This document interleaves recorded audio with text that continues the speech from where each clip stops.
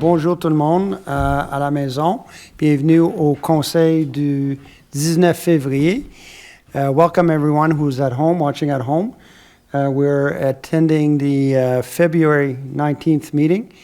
For those of you who stayed home, good idea. Il est tellement venteux ici ce soir. Au bout à côté de la rivière de 12 Dahlia, il est extrêmement venteux. So, bonne idée de rester à la maison. Avant de commencer, j'aimerais avoir un proposeur et un appuyeur pour adopter l'ordre du jour. Vas-y. Okay. Monsieur le maire, je propose l'ordre du jour tel que présenté. Je l'appuie. Merci. Est-ce que... Je doute que quelqu'un a un autre point à apporter à ce point-ci. Est-ce qu'on est tous d'accord? Oui. Donc, c'est adopté.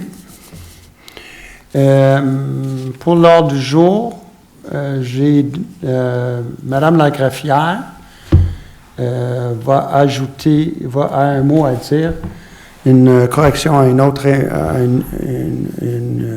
un commentaire qu'elle a passé au dernier conseil. So, I'm going to ask Madame Bilodeau, the city clerk, to or give her the opportunity to correct a comment made at the last council meeting.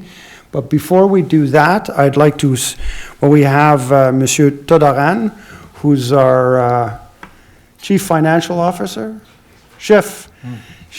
directeur des finances. Et aussi, avec nous, on a Karen Loco, qui va être la nouvelle greffière. Aussitôt que Mme Bilodeau prend sa retraite, jamais. Non? Oh. Elle va prendre sa retraite en avril. So, bien vu, Mme Loco. Et on va se revoir. Oui. Le mois prochain.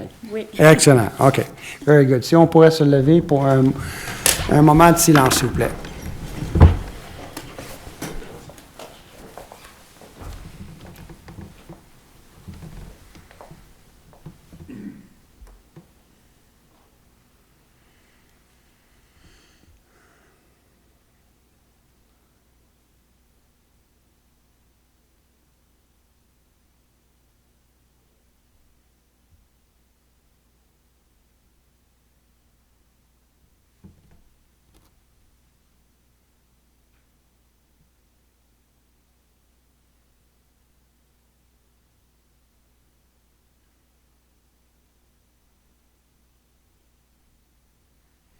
Merci.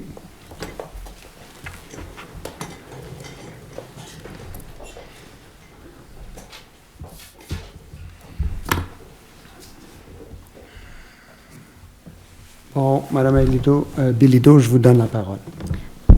Oui, merci, Monsieur le maire. Donc, j'aimerais apporter une précision à ce que j'avais mentionné à la dernière séance concernant la division du territoire en districts électoraux. À la question de M. Brault, à savoir qui est responsable du processus, j'avais mentionné que la firme externe spécialisée en cartographie électorale allait proposer des scénarios. Mais en fait, à votre question précise, j'aimerais régulariser ma réponse. Vous avez demandé qui était responsable. En fait, c'est le conseil municipal qui est responsable de la division du territoire en districts électoraux. Le greffe, nous, on s'assure que la procédure qui est prévue à la loi sur les élections et les référendums est bien suivie. Puis on vous fournit des outils de travail, puis le fournisseur en cartographie électorale qui va vous donner des outils pour vous aider dans ce travail. Mais c'est un exercice qui est fait par les membres du conseil, puis c'est le conseil qui est responsable de la division. Donc, encore une fois, le greffe s'occupe de s'assurer que la procédure, tout le processus est bien suivi, puis que les critères qui sont prévus à la loi sont respectés au niveau des écarts à la moyenne pour chaque district, de bien équilibrer le plus possible le nombre d'électeurs dans chacun des districts. Puis, mais c'est le conseil qui est responsable. Donc, ça complète, à moins qu'il y ait d'autres questions. Merci, Mme Bilodeau.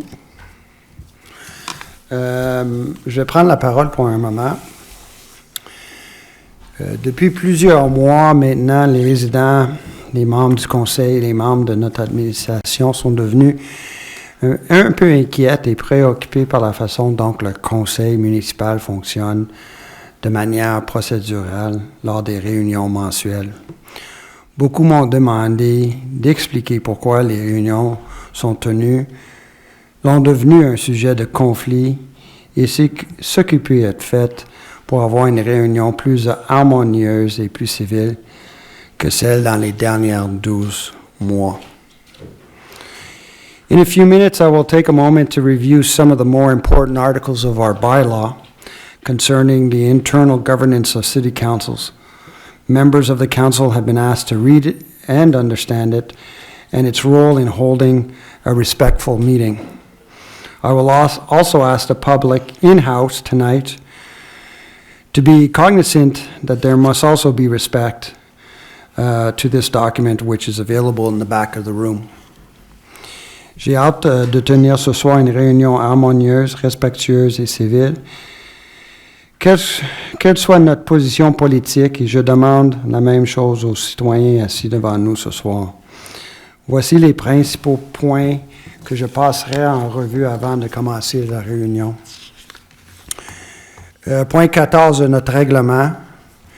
La personne qui précède la séance maintient l'ordre et le décorum durant la séance. Elle peut ordonner l'expulsion de toute personne qui trouble l'ordre de la séance. Point 24, the use of audio recorders, photographic cameras, recording cameras, and other similar devices are forbidden, except for those authorized by the meeting's presiding member.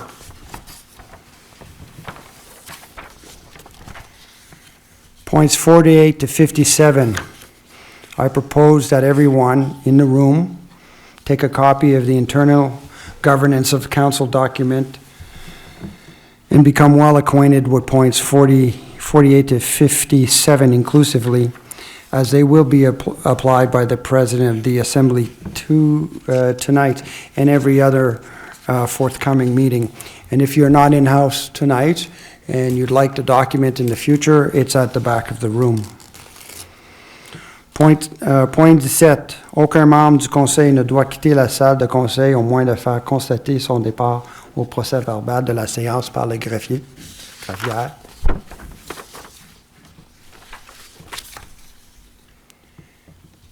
Point 18. A member who wishes to speak must address the mayor or the presiding member by raising his hand.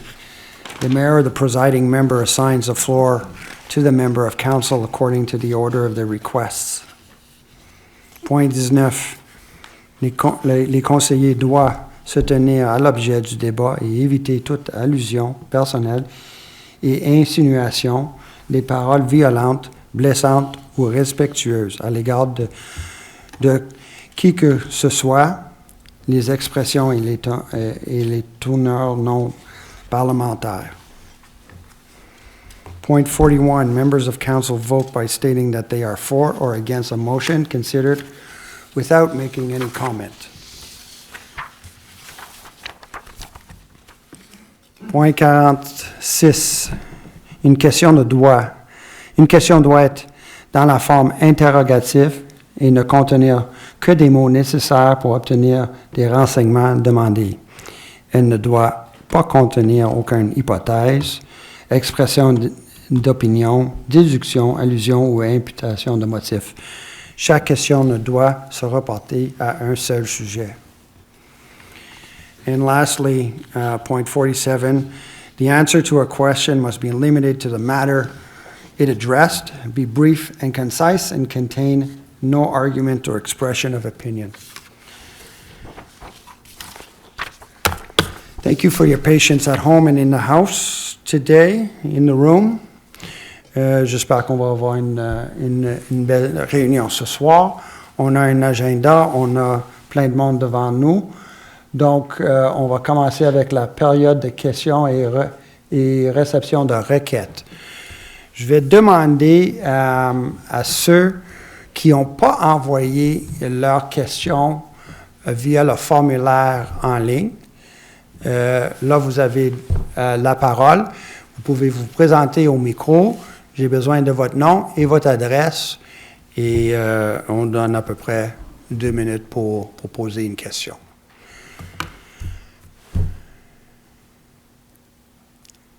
Someone has to go first. I guess everybody send it by email, right? Je suis pas sûr. Je suis pas sûr. Moi, je suis pas sûr que le monde dans la salle a envoyé un courriel. Donc, là, je vous donne l'opportunité de poser vos questions maintenant. Après, je vais faire ceux qui ont envoyé en ligne. Il y a... Oui? Bonsoir. Moi, c'est Eric Dalmar. Je viens de la part de M. Alan et Yoram Burlack du 960 Lakeshore. Malheureusement, ils ne peuvent pas être ici ce soir. Je sais que vous avez reçu un courriel concernant certaines interrogations. Je ne sais pas si vous préférez commencer avec ça ou... Est-ce que vous allez lire ou vous voulez qu'on le lise? Si vous voulez lire, pas de problème. Monsieur Peut-être Von quelques points à ajouter ensuite. Monsieur... Oh non, moi je vais les lire. Excuse. Question 1. The city is suing me to force me to undo work I did in 2019 to protect my property from massive floods we're experiencing. I would just like to know what the purpose of the lawsuit is and what does the city hope to achieve. Question 2. Is it the city's position that I should allow my property to suffer massive flooding damage while waiting for a permit? Would that have been more reasonable? I'll read the answer to those 2 questions. We cannot publicly discuss the lawsuit, which is currently pending. The only thing that we can say is that the legal action aims to bring your property into compliance with the municipal and provincial regulations. I'll read question number 3. I have already spent $100,000 in legal fees in relation to the lawsuit, and I'm sure that the city has spent twice that on outside legal counsel. Going to trial in September will force me to spend another $200,000 and will force the city to spend another $400,000. I'm not sure that that's accurate, but if the city loses its case, it could cost up to $1 million. Let me ask you, is this good use of taxpayer money? Surely better to settle. My answer to that is the city did not spend the amount you allege and would have hoped that the cause would be resolved, but it cannot condone the situation of non-compliance regarding the formal notice that you sent the city. You will receive a written response on Tuesday or Wednesday. Pour les montants que M. Burlack fait allusion, c'est pas seulement que pour des frais d'avocat. C'est sûr qu'il y aura sans doute d'autres experts impliqués d'environnement et de toute autre forme, mais en bout de ligne, M. Burlack aimerait trouver une solution. Je sais que son architecte a communiqué avec un négociateur chez vous. Il avait proposé quelque chose, mais ça aurait été refusé par vos avocats. Et il est en attente, il aimerait résoudre le problème. Est-ce qu'il y a quelque chose de plus qu'il peut faire avec vous, auprès de vous? Un moment.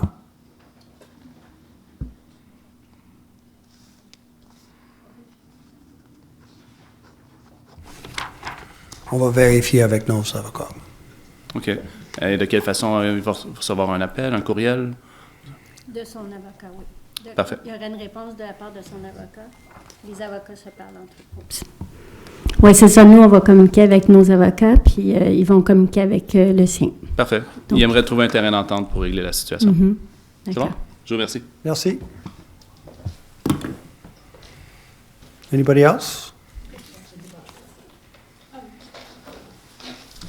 On aurait besoin de votre nom et votre adresse, s'il vous plaît. My name is Antonino Oliveri. I live on 2215 Campbell.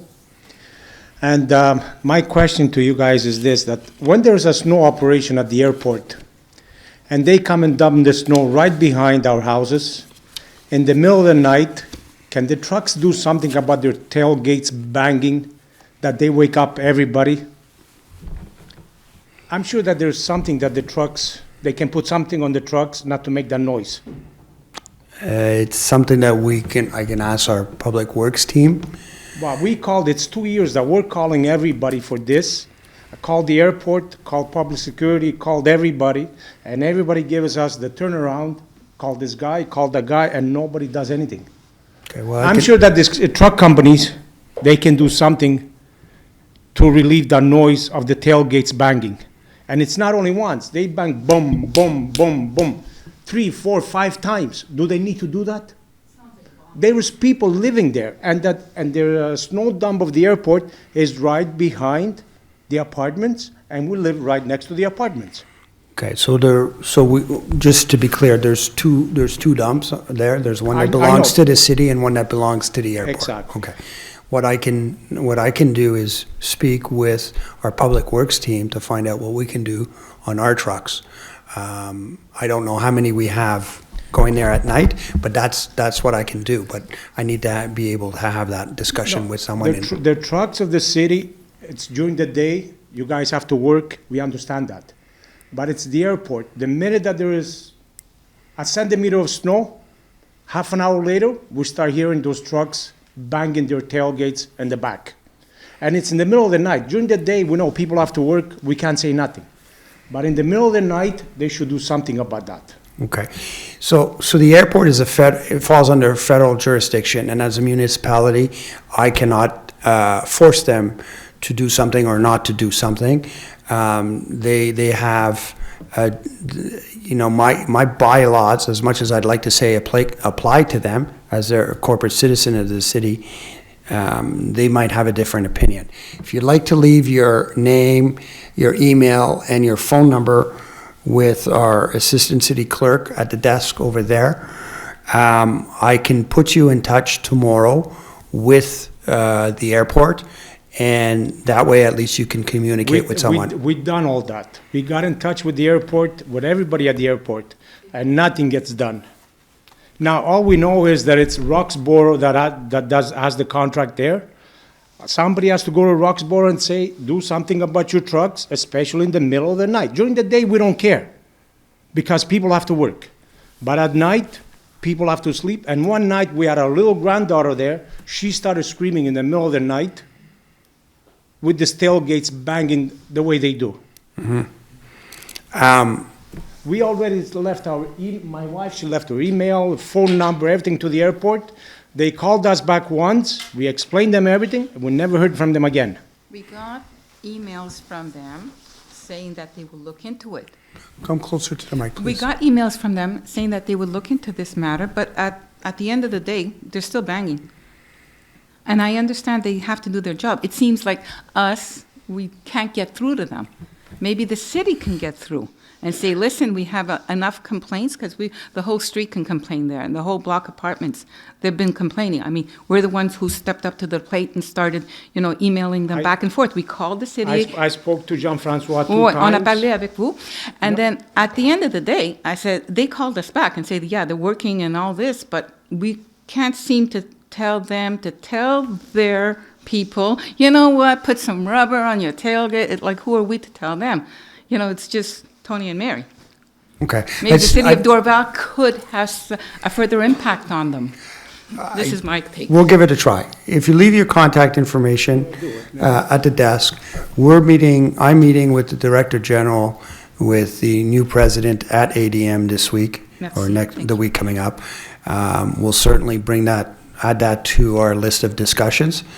And hopefully then I can also get a meeting with you. There are people responsible for noise at the airport.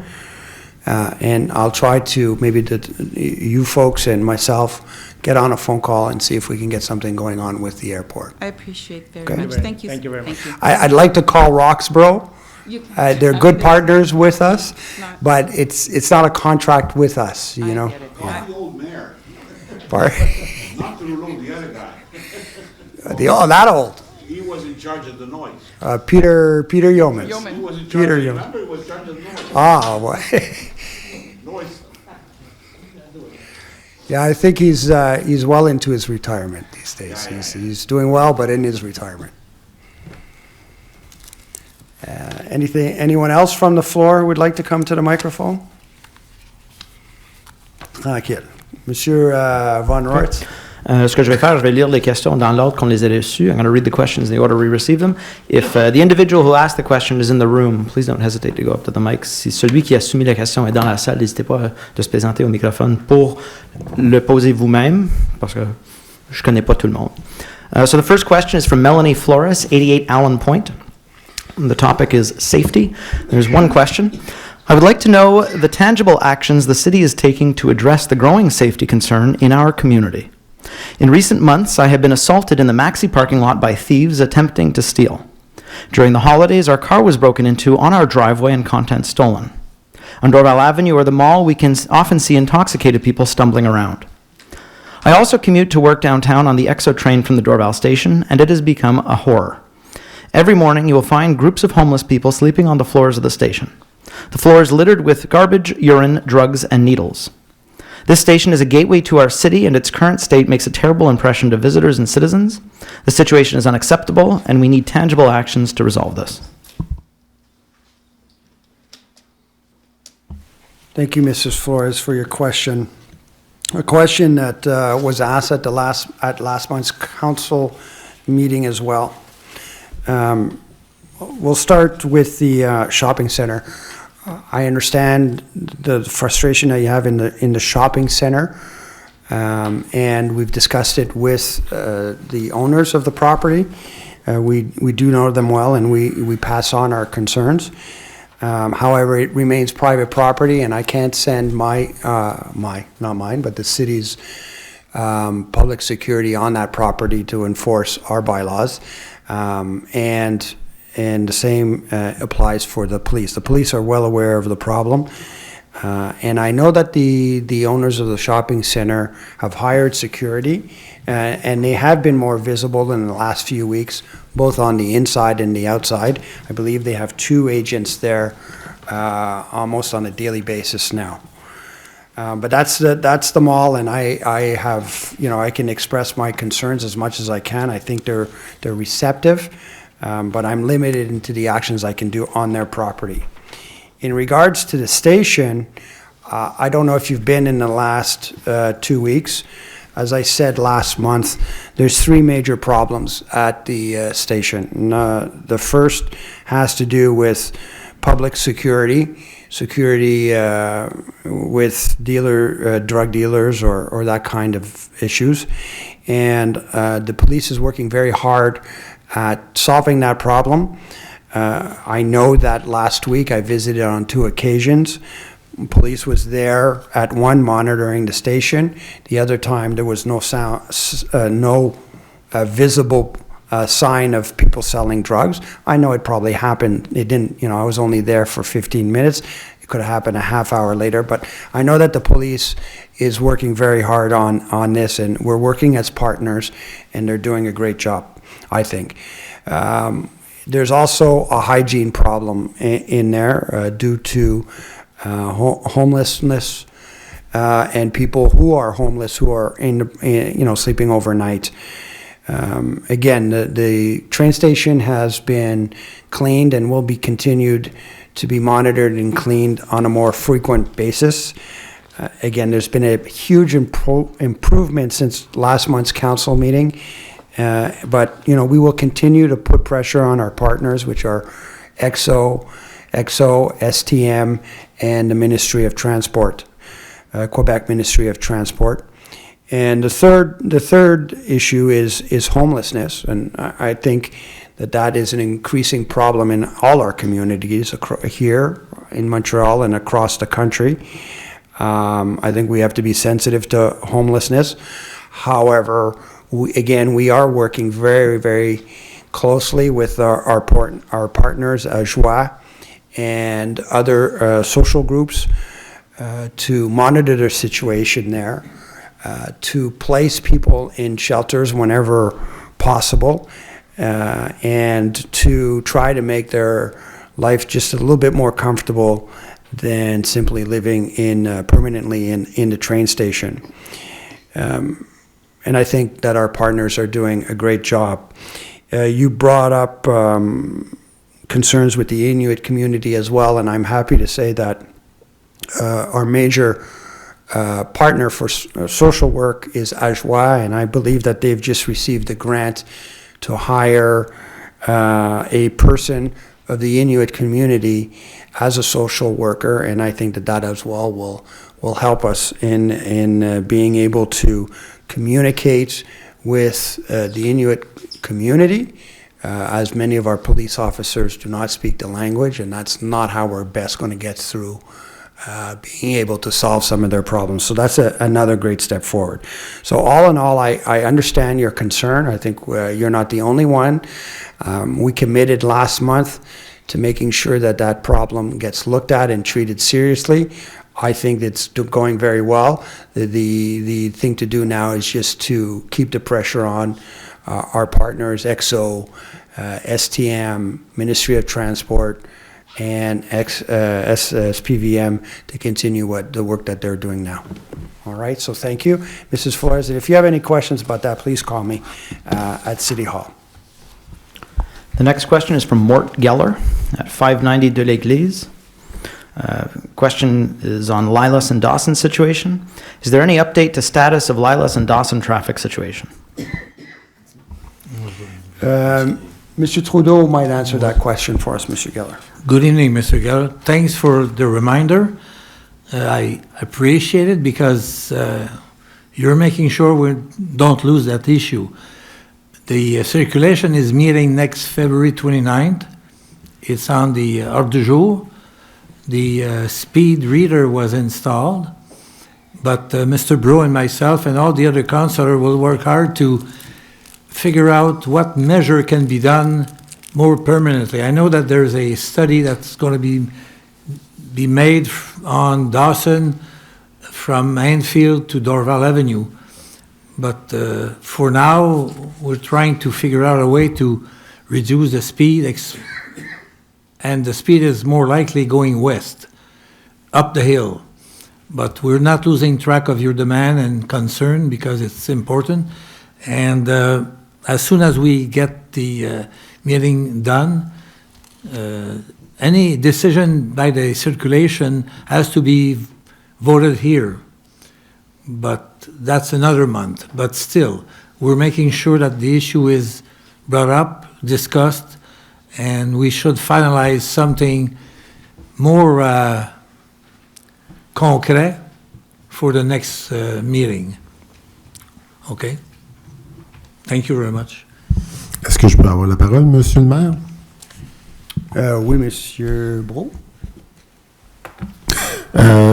Thank you for your concern, and I applaud your all your effort to securize the neighborhood. I took my car a couple of times, and I stopped at Lila corner, Lila and Dawson, going north, and you couldn't see. It's so hard to see who's coming from both sides. So there's something has to be done for the vision, because that's how the last accident happened. The lady that was driving the car went through and got hit. If she did or stop or not, I'm not sure. But when you make a stop at the right place, it's really hard to see. And when you press on the gas to go up, then a car can hit you. That's why I realize that a lot of drivers are doing their stops almost in Dawson, on Dawson Street, which is dangerous. So there's something that has to be done for this intersection. And thank you for your presence here. Next questions come from Domenica Patulli, 2225 Avenue Campbell, Dorval. Do you want to read it? I'll read it and you can... He reads better than all of us. No. Not better than the authors of the questions themselves. Question 1, overnight parking on Avenue Campbell, Dorval. Is overnight parking allowed from November 15th to April 15th? Tenants from Tudor Court park overnight on Campbell because they've received parking tickets in front of their townhouses by Point Claire Public Security, I'm assuming on snow days, and Dorval Public Security does not issue tickets, this from one of the tenants. 2, they also park for days without moving on Campbell on the side of the street on days when not allowed. Public security does not issue tickets. A Tudor Court resident with a green Subaru most recently parked in front of the fire hydrant next to my house for 2 days. We had to call public security. Chris, we'll do 1 and 2. Okay. My understanding right now is that there's alternative parking. There's different parking regulations on that side, Yep. which permit overnight parking. Why that is, I can't historically tell you all the details. I don't know if Monsieur Leroux can explain them to us. I don't think that that's important right now, but there are alternate parking instructions that let you park overnight there. Okay, so that's that's okay. why. Okay. Do we give tickets? I know that's coming up later on. Do we give tickets? We do give tickets, absolutely. And a lot of those tickets that we give out are related to the alternative parking and in front of the fire hydrants that are on the street. The same applies to Campbell, but we'll continue to patrol as much as we can with our public security. We're not shy of giving out tickets. We don't want to make people's lives miserable either, but when people aren't respecting the regulations, then we will give them out tickets. You mentioned a specific car. Yeah. Is it? She got a ticket today. She's been parked on the 48-hour parking spot for, today is the 15th day. And my husband, she got chalked, like they chalked her tire, I think it was last Saturday. Nobody followed up, so my husband was outside, saw the parking at the security that was looking at her car, and he said, she got chalked. She's been there like 15 days. Is that normal? So I know she's from Tudor Court. It's like, it's not a freebie over here. There's 5 spots where you can park overnight, and I know why they do it, because there's certain days they cannot park there, so they figure, they take their chance at 48 hours and plus, but I mean, it's not a reserved parking spot. Like, there's 3, in between, there's 5 spots for the 48-hour parking. So there's 5 homes, and 3 of the homes have multiple cars. So we need at least 1 spot, but I mean, now that I know that you can park on either side, it's okay. But then we encounter a problem on the weekend. Only on one side, on Saturday and Sunday, you could park, where the 48-hour parking is, like on one side, but not on the other side. So when they all come and park there, and we have guests or parties or whatever, we don't have a parking spot, and I have to go ringing doorbells for guests, like, could they park in your spot? Because obviously, if they park on the other side, they're going to get a ticket. So this is the problem we're having. So I don't know if the signs could change. I know the vignettes are coming. Is that going to be soon? I heard, I don't know, the spring? It's not going to be implemented citywide overnight. Okay. We're going to target areas. I'll be quite frank, Campbell is not on the list right now, but doesn't mean that it can't be on the list. There are a lot of problematic areas around Collège St. Anne's, for example, and near Dorval Avenue that are going to become a problem with some of the development going on there, and construction sites. People are moving from different places. I'm not saying no, it won't happen. It can happen. You know what? I'd like to understand a little bit better what your situation is. I don't know it that well. Monsieur Leroux knows it much better, and maybe we could find time this week to go up there and have a look. Is that something we could do? Yeah, for me it works if we can overnight park. It's not a problem. Like, there's obviously going to be space. But like I said, the problem is on the weekend when it's just one side of the street where you could park. So we have apartments down the end. They all park on the street. Then you have Tudor Court parking on the street. So when you have visits, it's like they can't park across the street because Saturday and Sunday you're not allowed.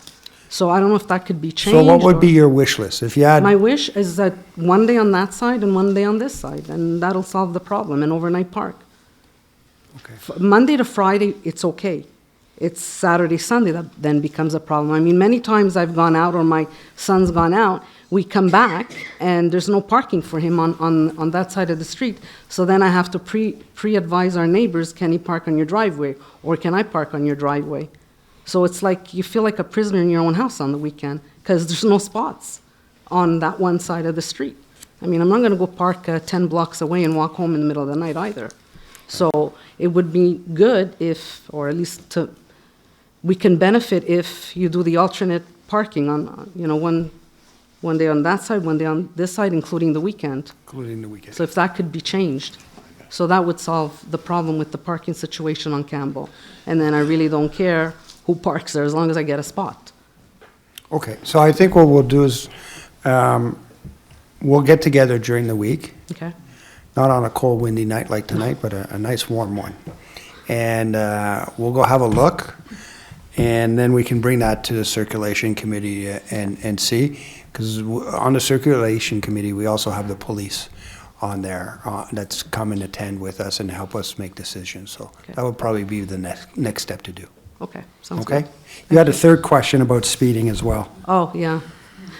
That there, what I've noticed is a lot of cars during rush hour at night, they come in, I believe, through Cardinal, and they take all the side streets to avoid the traffic light, and then they hit it up on, like when you take Campbell, that little street there, you're already on Sources, and they speed. They speed. I mean, just in November, they hit my truck. I was parked in the front. It was a pickup truck with a trailer in the back. I have it all on camera. The guy was just like flooring it. So, I mean, I just got it fixed now. I mean, that, okay, it's a truck, but I mean, imagine it's a pedestrian. There's a lot of old people on our street. There's a lot of kids in those apartments. You cross the street and you encounter someone like that. I mean, it's too late. There's animals on the street, dogs, dog walkers. So that's a problem. Yeah, it should be a quiet street. I've noticed this because I'm home. Yeah, I'd like to see that video. Of my truck being hit? Oh, yeah. Yeah, I'd like to see that. Yeah. We have a policy for installing speed bumps, and we can certainly, look into that. We can explain, JF and I can explain, what's required to make a request for a speed bump. Usually we ask the whole street what they think about it. And, a speed bump needs to go usually in front of the person who's requesting it, but normally, if you live on a street corner, that's not the best place either. So, but there's a process behind it, so we can discuss about how you can make that request and bring it to the circulation committee. Okay, that would be good. Like I said, there's a lot of elderly people and, kids. Should be a nice, quiet street. Can I say, first of all, my wife, she's right on one. Where I live, I think on Campbell is the only street we can park after November 15th, because I got a special permit from Monsieur Bourbeau and Monsieur Rouleau. I got 5 spots on the street. Well, not us, but. This morning, I explained to the public security guy the way it works, that sign. That sign, you cannot park there unless there's snow removal, and not more than 24 hours. 48. 24. It's 24, I thought. 24. See, she was saying 40, it's 24 hours. So you can park on that side there after 24 hours, you gotta move it. There's this girl here with that green car, she parked for 2 weeks, she didn't move. She got to take it. I explained it to God, the way it works, these 5 spots. This is the way they work. Because you're allowed, we could park any day of the week on that side. Okay. Because of our parking issues we had. I had 4 cars, I have 2 places on my driveway. Where am I gonna park the other cars? I hear I'm you. not gonna go to Surrey and park the car in the parking lot. That's why we got that permit. Oh, yeah, and just on That- another note, sorry. On snow day, she got towed. After parking there for a week. That's why we're looking forward towards those vignettes. Okay. Yeah, We no, need 5 maybe vignettes. that's where we need to go. Yeah. But it's, Okay. but as long as I could all get parking overnight, that's okay. And let's not go with the driving schools. Our Campbell Street is a specialty. They're practicing their parking? Yeah. Yeah. They bang into cars, they do everything. Our street is named. All right, we'll discuss it when we meet this week. Thank you. Thank you for coming out tonight. Next questions? Yeah. Come from Mike Nizzola, 66 Avenue, St. Charles. First question, trust and confidence. It has become quite clear by the actions and statements that our DG is simply an extension of Action Dorval. He was appointed by a committee made up of Action Dorval loyalists to serve Action Dorval and not the citizens of Dorval. At all other city council meetings that I have seen in other municipalities, the DG sits independently, separate from the table of the mayor. I don't know if this is by provincial bylaw or just proper etiquette. In Dorval, our DG sits beside the mayor, often whispering in his ear while covering the microphone with his hand. This behavior is rude and unprofessional, especially in a city council meeting in front of people they are serving. He also hands our mayor paper notes. Why does this city not follow proper protocol during city council meetings? Thank you for your question, Mr. Nuzzola. When you say why don't we follow proper proceeding? There's no proper proceedings. Each city in the province can handle the situation however they wish. It's been like that in Dorval for as long as I know, and many other cities proceed in that way also. If I need a response from a subject that maybe I'm not fully versed in, then it's very appreciated to have someone who might be able to help either with an administrative issue or a legal issue. So there's nothing wrong with what we're doing, Mr. Nuzzola. It's allowed, and many cities do it. Thank you. Second question. Est-ce que je peux avoir la parole? Oui, Monsieur Beau. I tend to agree with you because I know there's the law, but there's also the ethical judgment that we have to do. We are elected for 4 years. We have a mandate. And right now, if you look at it, there's a table with elected people, and there's a table with administration people. It's really important to differentiate administration and elected people. Elected people can have the power to do certain things, and administration have the power to do other things. I read at many places that the administration have to be neutral and low-key, and I never seen, maybe I'm going to be wrong, but I've never seen anywhere where the main table is with the Director General and the administration. So when we have a debate, I think the Director General should be neutral, and he should not be at the table of the elected people, because this is democracy, and this is where we have a debate. And that's why I firmly agree that this setup should not be like this at all, because ethically, it doesn't give the impression that it's the elected people that are the ones that should vote at the end. So there's a mix-up in the roles right now. Thank you. Monsieur Bourreau, je vais vous revenir au point, merci pour votre intervention, revenir au point 47. La réponse d'une question doit être limitée au point qu'elle touche, être bref, être clair et ne contenir ni argument ni expression d'opinion. Monsieur Von Roerts, can you continue, please? Question 2, traffic lights. Point per village? Non, on procède, Monsieur Bourreau. D'accord.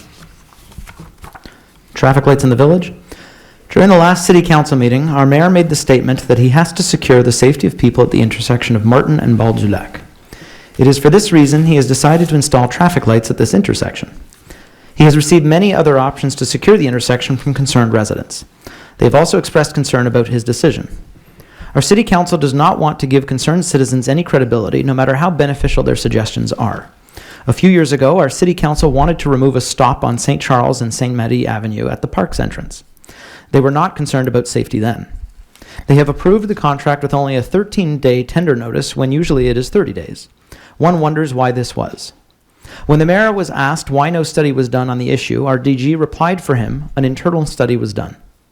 I would like to know who was involved in this internal study, when was it done, why Mr. Bro, the councillor for the district, was not involved in the study, and will the city be releasing the results of this internal study?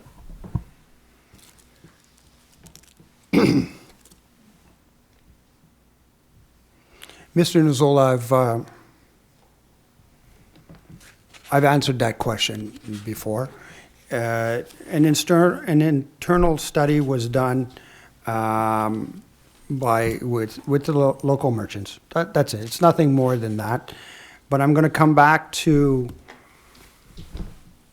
what's really important here. We have spent a fair amount of money to redo what I consider to be one of the most progressive parks in the area. One that comes with great reviews for its inclusiveness and accessibility. We know that there's a traffic problem at the intersection of Martin and Chemin Bord du Lac. There are accidents there, if not weekly, bi-weekly. I know I've been hit, sideswiped. So accidents take place there on a regular basis. As you know, some people will tell you that we are not listening to their concerns. I can tell you that there's as many people, if not more, who are calling us and telling us that that intersection needs to be secured. Bikes go through there without stopping at high speeds. Cars go through there without stopping at high speeds. Sometimes 2 cars go through the stop sign at the same time. We see that on a daily basis. We have just redone a park to promote people to come out and be interactive in our community. We want them to support businesses in the village. We've made sure that the park is accessible for people in wheelchairs, that it's inclusive, and that's what we want. We want people to come down, but they need to feel safe. And there's a lot of people who don't feel safe crossing the street at that intersection. And I will not be the mayor who says, I'm sorry, we didn't put up a light and that person died. It's not going to be me. So we're going to go ahead with this project. The council is aware. Council's had the discussions, all heard the same information at the same time. And this is where we stand. But I think it's a priority, like it or not, that we secure that intersection. And I just want to add one last thing. You know, everybody's concerned about the amount of stopping that's going to take place. In fact, the lights east and west will be prioritized so that the traffic can roll freely at most times of the day, excluding rush hours and on weekends. There's not going to be a huge congestion at that area. Cars will be able to move swiftly through the intersection and will prioritize east-west traffic. Mr. Van Ruyt? Question 3. Est-ce que je peux avoir la parole? Oui, Monsieur Gros. I'll go with the facts. That intersection is shared by Mr. Trudeau and I. Mr. Trudeau on the east and myself, my district on the west. No discussion with the Director General. I just found out tonight that he was talking to local merchant. I don't know at all what was the discussion about. And the procedure for installing a traffic light is unusual according to other cities. So those are the facts and not a judgment. Monsieur Van Ruyt, next question, please. CCU membership. Recently, the City Council voted on the membership of the CCU. This committee is made up of our mayor, a city councilor, 2 city employees, and 2 residents of our city, 5 residents of our city. Apologize. All 5 selections of the residents raise questions. They all seem to be associates of Action Dorval. At least 2 donate to Action Dorval. 1 is married to a developer. 1 was in a conflict of interest for sitting on the committee. Some have received city contracts. This council finally opened up nominations to all residents of Dorval after years of my pleas to do so. The city received at least 2 very good applications from Mr. Pellicer and Mr. Picard, 2 intelligent, involved, and passionate citizens of our city. I find it disturbing that neither of these 2 men was voted to the committee. These 2 members would have created more of a balance to this partisan committee. They alone would not be able to overturn the decisions preferred by Action Dorval. I would like to ask Mrs. Duchâtel, as the observatrice on the committee, did she receive the names and CVs of all applicants? Why was Mr. Pellicer not voted onto the committee? Mrs. Duchâtel, do you want to answer that question? Yes, yeah. Okay, I will. go ahead. Mr. Nuzzola. So, yeah, I was last year, well, the past 2 years, actually, the whole time that I've been on council, I've been an observer of my own choosing. Anyone that is a councillor can be an observer on the CCU, and I just found it quite interesting. And but as an observer, you don't comment, you don't ask questions, you don't vote. And in December, when this was decided, to answer your question, no, I didn't get any CVs. Thank you. Mr. Nuzzola, first I'm going to refer you to our règlement de régie, nos règlements en arrière. I would appreciate that you take the document in the back on our internal rules of governance. Points 48 to 57, because there's a lot of things in there, Mr. Nuzzola, that are inappropriate for your question. I don't know if you noticed, but last December, there were changes made to the CCU. I'm no longer the president of the CCU. That responsibility since last December rests on Monsieur Lesage. Because Mrs. Duchâtel was involved from practically her joining us on council with an interest to attend the CCU. She had been participating for the better part of 2 years and a few months. I felt that she was the candidate who should take a place on the board, seeing that she expressed a desire to do so. I'll also say that, and repeat what I said last month, there was 10 candidates that submitted applications.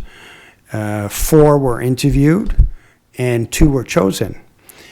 There's been a lot of hoopla about these positions. For years, people said, well, it's the same people, they make the same decisions, and so now we had an opportunity where we could replace 2 people, and we did exactly that. We took 2 members of the public, two who felt that they had something to bring to our community, and out of their interviews, we decided to put them on the CCU. So, I find it weird that we've spent years discussing why we didn't change the committee, and once we changed the committee and put 2 residents on there who are not developers, who are not contractors, who are not engineers, because we have lots of those, and now everybody's unhappy.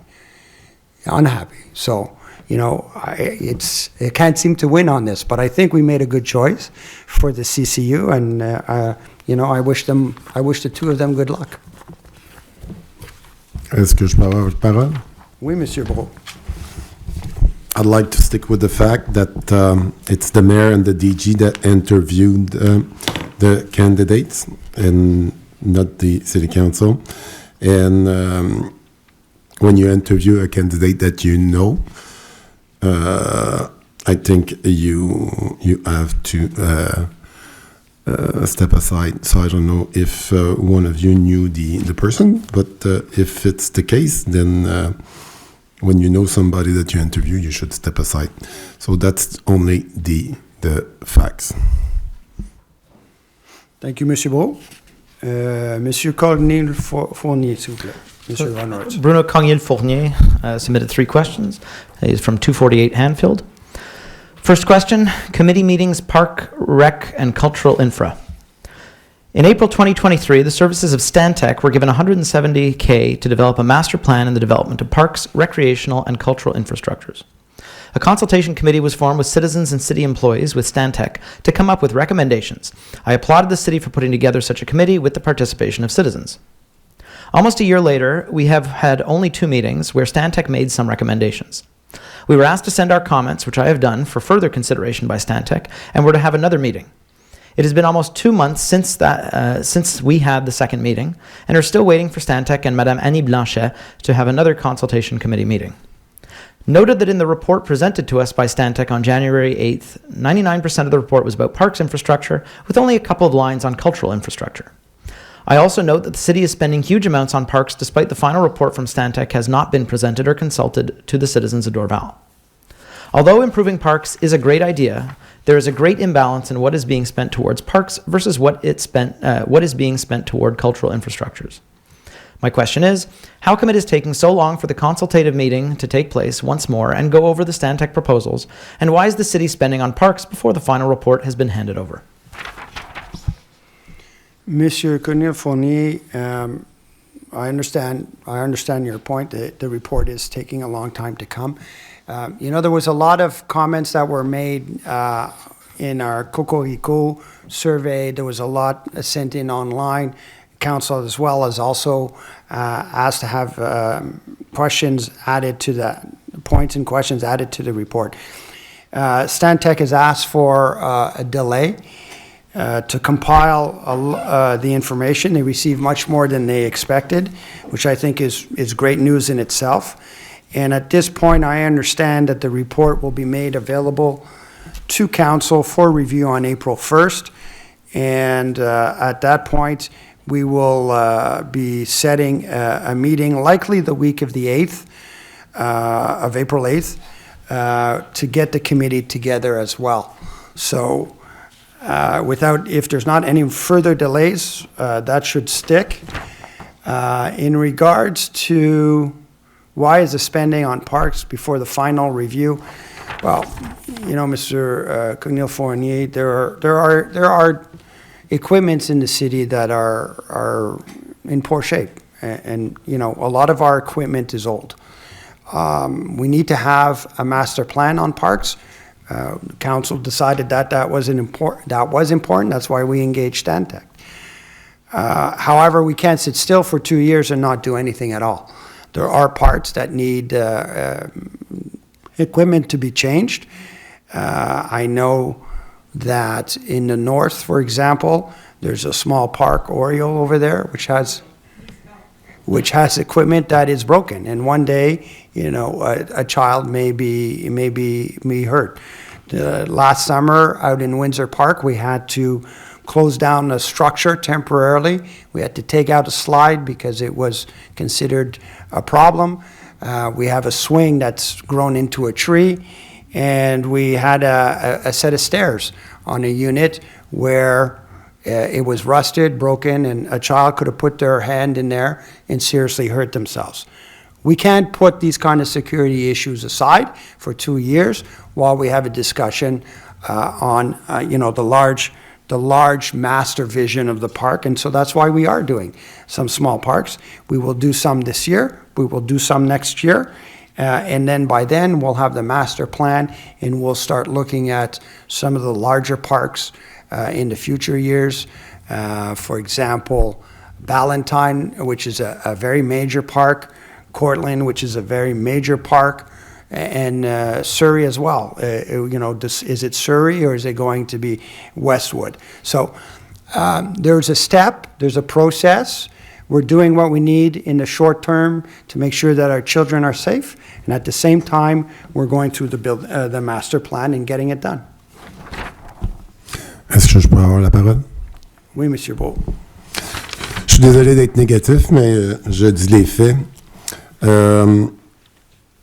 On the PTE, there's $400,000 each year for maintenance. If the parks equipment are neglected, well, there's something that was wrong all through those years. We decided to have a game plan in order to have a roadmap to prioritize park for the next 5 to 10 years. Now we're rushing and to go to make new parks right away without waiting for the study that was supposed to be done this year. That was the game plan. Now we're changing the game plan at the last minute on the PTE, on the triennial budget. two lines were added at the last minute. $700,000 for Neptune Park, which will never appear on the plan directeur des parcs, and $1 million for a renovation of a park, which was not named. So those are the last minute, and this is bypassing the plan directeur des parcs. Once you have a plan directeur des parcs, well, you follow the roadmap. Right now, well, it's up to a certain person to take a decision at the last minute, and this goes against good planification and a good budget. Let's be careful of what we say, Monsieur Brault. You're making some kind of a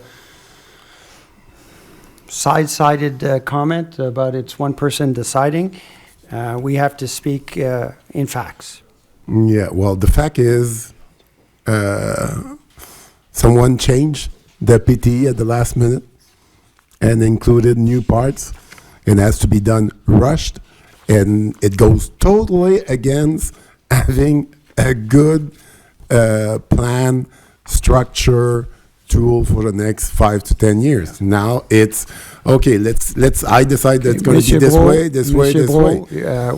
We're digressing from the question. We're here to answer a question. I'll refer you to point 47. La réponse d'une question doit se limiter au point qu'elle est touche, être bref et clair et ne contient ni argument ni expression d'opinion. PTI, M. Brault, le PTI a été approuvé par tous les membres du conseil, incluant vous autres. Oui, Toi-même. Le PTI, vous avez, you send it by the mail and you say, okay, you have 24 hours to react. On va The continuer DG avec les never questions. told me the new lines that were in the PTI. This is the not right procedure. I don't have to make. Monsieur Brault, you don't send something in the mailbox and say, here, you have 24 hours to react, and try to find out where the difference is on the PTE. Ah, it's okay, you approved it. I'm sorry, that's not the law. That's not ethical. Merci, Monsieur Brault. Monsieur Von Ritz. Just speaking further to the question, because I don't think it was a point you brought up, Mr. Doré, with regards to parks equipment. Another reality with replacing damaged equipment is there are strikingly long delays with ordering even simple replacement pieces. And we saw that last summer. There were a few swings that were installed in parks that had been ordered, I think, in 2021. So I appreciate that having a plan directeur des parcs, espaces verts et bâtiments de loisirs is a priority for this council, which is why I think we went ahead with it. Recognizing that there's damaged equipment and there continues to be damaged equipment, I believe is why we continue to invest in replacing damaged equipment and have to do that with some foresight. I don't think we can afford to continue having safe structures in our parks if we exclusively wait till this plan is submitted and adopted, because if it is mid-2024, we are realistically talking about starting to replace equipment or reflect on parks more broadly at some point in 2025. And we know that there's parks, as Mr. Doré mentioned, that we can't. I don't think it's responsible of us to leave potentially dangerous play equipment unaddressed. Okay, Mr. Von Ritz, thank you for your question. J'aimerais avoir la parole parce qu'il y a eu des choses qui c'est totalement faux. Monsieur Brault, j'aimerais rétablir les faits. Il y a 400 000 dans le budget annuellement pour réparer ça. Là, on parle d'un plan. Non, là, on fait Brault, peur au monde. Monsieur Brault, il y a des jeux, mais Monsieur Brault, il y a 400 000 par année pour que les jeux soient sécuritaires. Mais là, ce qu'on fait, c'est qu'on rush, puis on dit, OK, là, on va avoir tel parc dans tel parc, etc. Là, ça devient du politique, et on était supposé d'avoir un plan de match. C'est pas éthique, qu'est-ce qui se passe. Merci, M. Brault. On va continuer avec la prochaine question de M. Cognil-Foyer. M. Brault, je veux aussi mentionner qu'on n'est pas ici pour faire des débats, et je vais le mentionner pas seulement à M. Brault, mais à tout le conseil pendant la période de questions. Deuxième question de M. Cognil-Foyer, s'il vous plaît. Dorval's cultural building plans. The citizens of Dorval deserve a decent building with a real stage as well as space for varied cultural activities for all. In an ever-growing population, including young immigrants from all over the world, it is important to provide a cultural space for expressing their culture. Health is not all about parks and sports. It is also about health for the mind, and cultural activities are a big part of it. Question: Will this administration finally commit to improving the cultural infrastructures of Dorval, which at present are far behind other municipalities? I have already asked this question in the past and only have received vague answers. It is clear that the city considers culture as not a priority, favoring sports and recreation. Mr. Cognier-Fournier, that's going to come out in the strategic plan for parks, green spaces, and cultural buildings. So you're asking me to make a commitment to something before the report suggests what that should be. I will say that I think our small team at the City of Dorval is doing a great job at Peter B. Yeomans. They've got a lot of great events, and I encourage people to visit the cultural center as it is today. And during the next year or two, we'll certainly reflect on what else we can do, and that's going to come out into once we have seen the Stantec final proposal and the strategic plan for parks is developed. Question number 3. Senior social housing development. I am shocked that the city has gone ahead with the $9.5 million skating rink, despite the enormous backlash you have received from concerned citizens, but yet could not come up with the so-called shortfall of $5 million for a senior social housing development. All this goes to prove that Dorval doesn't care about its senior citizens and gives the impression of looking for votes from its younger population and sporting enthusiasts. You will probably answer your typical response, "This is your opinion." Nevertheless, to us older citizens, it certainly feels like you do not care about us and are looking for votes from younger population. If the city has $9.5 million available for a skating rink, it certainly can come up with $5 million for a housing project, given the surplus of money it has in its coffers. In addition to the last point, I will add, how can the mayor keep a straight face when announcing this at last council meeting, and what does the city intend to do to rectify this shortfall and go ahead with the project?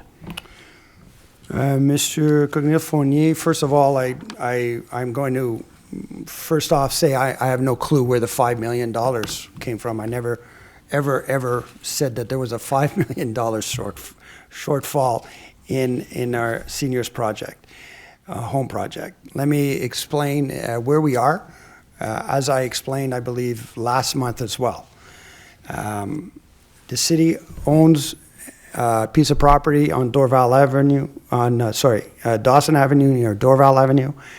And we have been in discussions since, I'm going to say, early 2022, when we were accepted with a program, a government program for social housing called FAQ, P-H-A-Q. We were one of 2 cities on the island of Montreal who received a positive response to that program. And at that point, we started working with l'Office de l'Habitation de Montréal to build a project that would be a seniors home defined as an RPA. That's a facility for seniors, low income, with service. What I mentioned, I believe in either in January or possibly December, was that the site is small and l'Office de l'Habitation is having trouble put all the partners together to build a 3-story RPA on that site. That's what I said.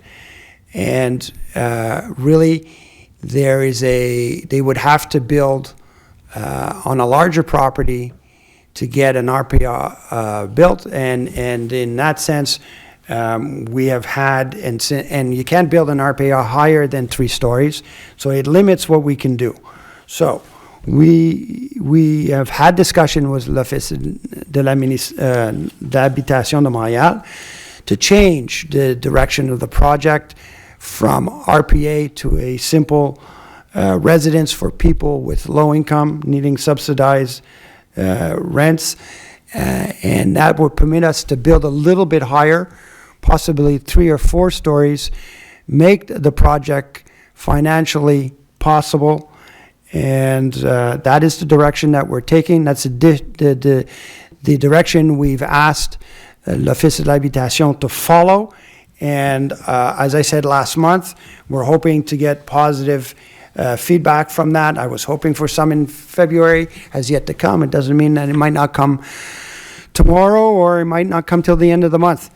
I can assure all the residents of Dorval that we are committed to having a seniors project for low-income residents. We know that there's a demand. There's somewhere between 100 and 110 requests for such housing in Dorval, and we will fight very hard to have that project come to Dorval. But I just can't announce anything today. So thank you for your question. Next question. La prochaine question vient de Antoine Bakanji de 392 Vinet. Question 1, seule question. Éclairage, rampe, échangeur des sources. Monsieur M. Rouleau, je ne suis pas d'accord avec la réponse que vous avez dite à la séance du 22-1-24. La rampe en question est du côté de Dorval. Comment Pointe-Claire en est responsable? Le ministère des Transports, qui était difficile à rejoindre, m'a dit que c'est leur responsabilité. Qui dit vrai? Changer des lampes dans les luminaires est un travail d'entretien qui se fait régulièrement, pas dans un projet quelconque comme refaire l'échangeur. Comme je dis à mon conseiller, il faut pousser le ministère à remplacer ces lampes. En conclusion, il y a des milliers de citoyens de Dorval qui empruntent cette rampe chaque jour. Ce sont ceux qui habitent au sud de la 20 et à l'ouest de Pine Beach jusqu'à des sources. De grâce, agissez professionnellement. Monsieur Rouleau, attendre que l'échangeur se refasse est une réponse non digne d'une personne de votre niveau. À vous de régler au plus vite. Vous attendez qu'un accident arrive encore? Antoine. Monsieur Bakanji, écoute, on a pris connaissance de vos questions aujourd'hui. Excusez. J'ai contacté notre directeur adjoint des travaux publics. On est allé sur site et je peux vous dire que les lampadaires qui sont sur le viaduc n'appartiennent pas à Dorval et n'appartiennent pas à Transport Québec, mais en fait appartiennent à la ville de Pointe-Claire. Cet après-midi, j'ai eu un courriel de notre directeur adjoint pour me confirmer que cette information va être transmise à la ville de Pointe-Claire aujourd'hui même. Donc, si vous voulez, je peux faire un suivi avec vous pour confirmer que cette information a été transférée à la ville de Pointe-Claire. Mais je peux vous dire que la ville de Dorval ne peut pas aller changer les lampadaires sur le viaduc à ce point-ci. Et on va travailler pour être sûr que Pointe-Claire est au courant. Moi, je vous dirais de peut-être aussi appeler la ville de Pointe-Claire et peut-être ça aiderait à accélérer le processus de réparation. Est-ce que c'était la seule question? Oui. Merci, M. Bakanji. Next three questions come from Rachel Cournoyer, 170 McNichol. Question 1. Dorval needs a Maison de la Culture. Dorval is the only city that does not have a Maison de la Culture. Pointe-Claire has Stuart Hall and Lachine has the Complexe Culturel Guy Descaries. Dorval has the perfect opportunity to create such a center in the annex at 12 Dahlia, with its large meeting spaces, kitchen, dining rooms, chapels, and small rooms which could provide locations for community groups, filling in the gaping hole caused by the demolition of the Elizabeth Russell Center. The small rooms could even be covered with acoustic tile and serve as practice rooms for young musicians. When will Dorval hold a citizen consultation on what can be done with the annex instead of tearing down this beautiful building when it could serve so many people in our community? Madame Cournoyer, thank you for the question. Council was briefed with a small presentation last week in regards to the status of the annex. They have received the full document so that they can prepare questions for the DG. We're going to have a meeting in the next week or two. We just need to finalize when that is. Once we've had that meeting, council members, DG, we will decide how to proceed. But I expect that the full report will be made available in the next 4 to 6 weeks on the status of the annex of 12 Dahlia. Thank you. Second question, pavement marking services. In Article 4.10 of tonight's agenda, you are renewing the contract for pavement marking services with the same company that was unable to carry out this work until very late in the autumn. Dorval Village pavement markings on Lakeshore and the Dangerous Martin intersection were not done until October. Why are you renewing the contract with a company that did not do a timely job last year? Mrs. Cornway, I understand that last year didn't go great, and we had a lot of discussions with the contractor. We've had a lot of discussions in the winter, and we've made it very clear what our expectations are. They have been very cooperative. They are going to work with us much more openly, and that is why we have given them the contract. Street marking is a very rare thing. There's not a lot of companies that provide that service.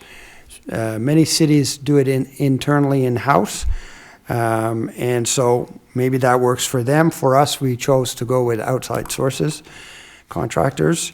We know that if there's a lack of them, and going out to public tender would be very expensive, maybe upwards of anywhere from 30 to 50% more than what this contract is paying. So, what we're going to have to pay for this contract. That being said, I'm very hopeful that we will work well this summer with them, and that all the work that we need to get done will get done in a timely manner. Thank you. The next question, follow-up to WITAC's letter to Dorval, is accompanied by a letter. Also, the question cuts off, so I'll read up to what I have here. In December, Lily Martin of the West Island Tenants Action Committee presented a petition to City Council in the form of an open letter signed by 37 Dorval residents that was addressed to the mayors and city councils of the West Island's demerged cities, pointing out gaps in the services and assistance that are provided by Montreal's housing services in the case of disasters where tenants must leave their buildings. This letter was favorably received by the municipalities of the West Island and especially by the Séance, who was not made aware of the Dorval fires. So things are underway in other municipalities and with the Séance to close these gaps. What is Dorval doing to address the specific concerns raised in the open letter? The two recommendations were made in the open letter. How is Dorval following up? 1. Apply for a subsidy under Stream 1 of the Programme d'hébergement temporaire et d'aide à la recherche de logement, PHTARL, of the Société d'habitation du Québec, SHQ, which allows municipalities to support households facing homelessness and victims of fires and other disasters. In accordance with the budgetary framework and agreement with the SHQ, municipalities can pay for moving and storage costs of admissible households, provide no-cost temporary housing for up to 2 months, and be reimbursed by the SHQ. The SHQ will reimburse 50% of a municipality's eligible expenses, up to 80 cents per resident of the municipality. For reference, the maximum contract. Mrs. Cornway, thank you for your question. This is something that maybe a lot of people in the city don't really know, so I'll just take a moment to explain. We've had 2 fires in Dorval in the last year or so. I'd like to be clear in my answer that the city of Dorval worked very, very well with l'Office de l'Habitation on placing these people. We know that the Red Cross is always involved in any kind of fire, initially for 3 days. And then the city of Dorval has traditionally and has supported victims of fire for the required amount of time for the required amount of time to find them new housing. And that happened with both fires, and I'm very proud of what our community aid team did, along with the city clerk's office, who worked very hard, very closely with l'Office de l'Habitation. So that's our response to the last 2 fires. In response to your question, we have reached out to l'Office de l'Habitation. We are aware of the 2 programs. What is required now before the city continues its discussions is additional information, and our community aid department along with the city clerk's office, are waiting for more information. Once we have this information, which is going to be coming very, very soon, then we'll be able to have a portrait of what the two programs are, and we'll be able to show it to the council members, as they'll need to make a decision. Volley 1 is an option. Volley 2 is an option. Both of them comes with substantial cost structures to them, and that's what we need to evaluate. Are we just duplicating services that we already offer in Dorval, as I mentioned earlier on in this response, or are we going to hand it over to someone else completely different, or are we going to work in some kind of partnership together where we will still continue to offer some services from Dorval and still continue some service with l'Office de l'Habitation. I can tell you, I can't speak to what the other cities on the West Island are doing. However, I can tell you that Dorval is very much actively involved in this dossier, and I'm very proud of what the team is doing. So thank you. Mrs. Jones. Yeah, the final questions received electronically are from Vicki Jones at 350 Lakeshore Boulevard. Again, there are 3 questions. Question 1, status review, St. Charles Park. Status review and information, please, on the redevelopment of St. Charles Park. In your 2024-2025 budget, you have allocated $1.5 million for the area of the tennis courts down towards the lake, with another $800,000 for chalet renovations. In February of 2022, the mayor said that the DG would be looking into ground-penetrating radar. This had been proposed previously due to the fact that this area of the park is of archaeological interest, as acknowledged by the mayor at that time. In early 2022, the mayor also promised there would be a proper consultation for this area. An update on the status of the ground-penetrating radar and when will the public consultations be held? And please not during the spring break or the 2 Easter holidays, to respect the citizen time and ability to engage. Thank you. Thank you, Mrs. Jones. Look, we're in 2024 now, and a lot of time has gone by. You're correct. We do have amounts for St. Charles Park for 2024 and 2025. We also have amounts for park chalet renovations as well. At this point, nothing has been, no discussions being held at the council level. These types of projects, number one, come with the help of our internal team, our leisure team, who have expertise in making proposals for parks. They also have the mandate to fix parks, and for the moment, we're not going forward with any park projects. You say, when's the consultation? We just had the consultations, and we're just discussing the report that's going to be presented to us in early April. So we've had the discussions. Yes, there's money allocated. Council hasn't decided to do a project, and as far as I know, the Parks Committee, the working group, the Parks Working Group, hasn't presented anything for us to review. So this is where we stand right now, Mrs. Jones. I hope that answer is satisfactory. Question 2. Bless you. Traffic light and traffic committee. The insistence of the mayor to having traffic lights at the corner of Lakeshore and Martin is seemingly a $105,000 overreaction, although you have allocated $500,000 for this installation.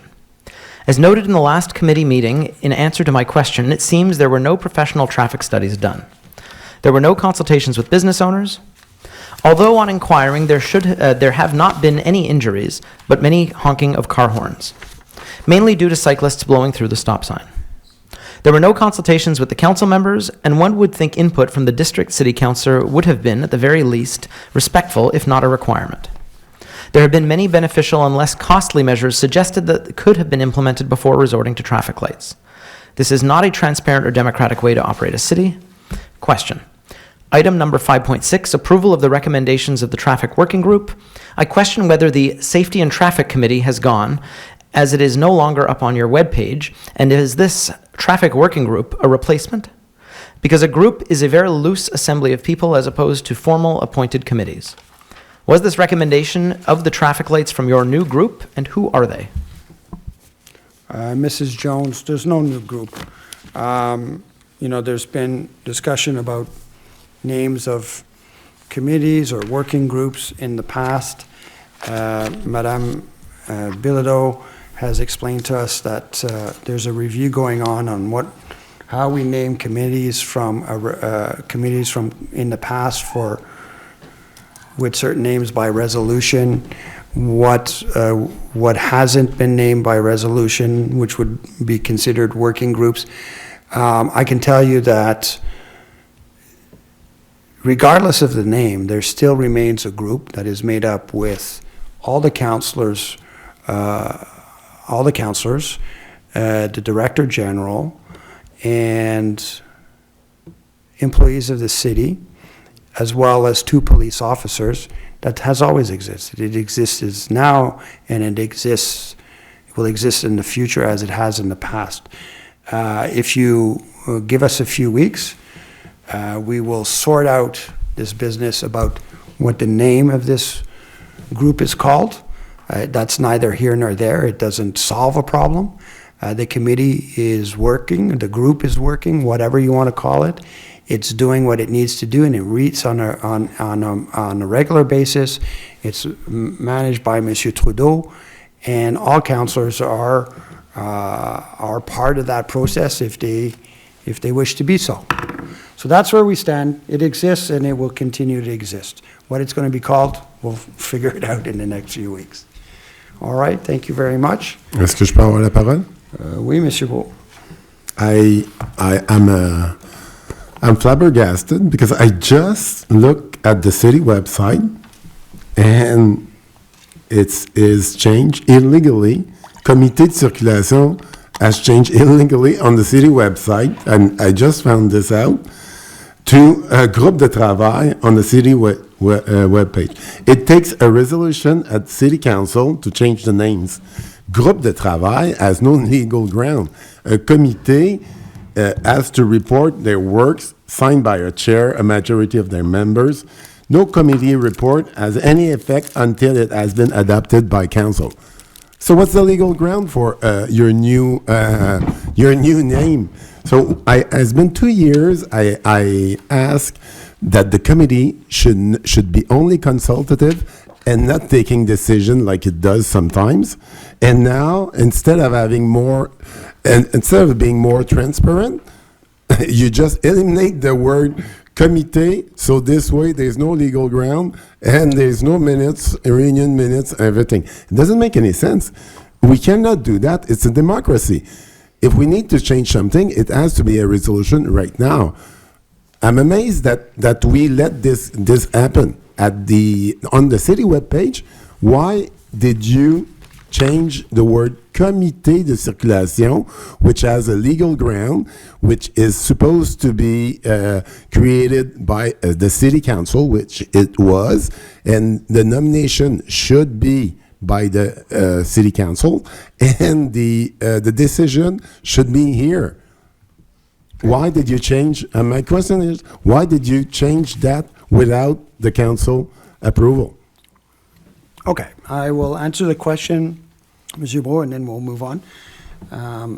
There's nothing illegal about what we've done. That's number one. Number two, you say everything comes here. There are minutes of the working group, of the committee, however you want to call it. There are minutes. They're deposited every month for council to see and read it. And changes are voted on by the council.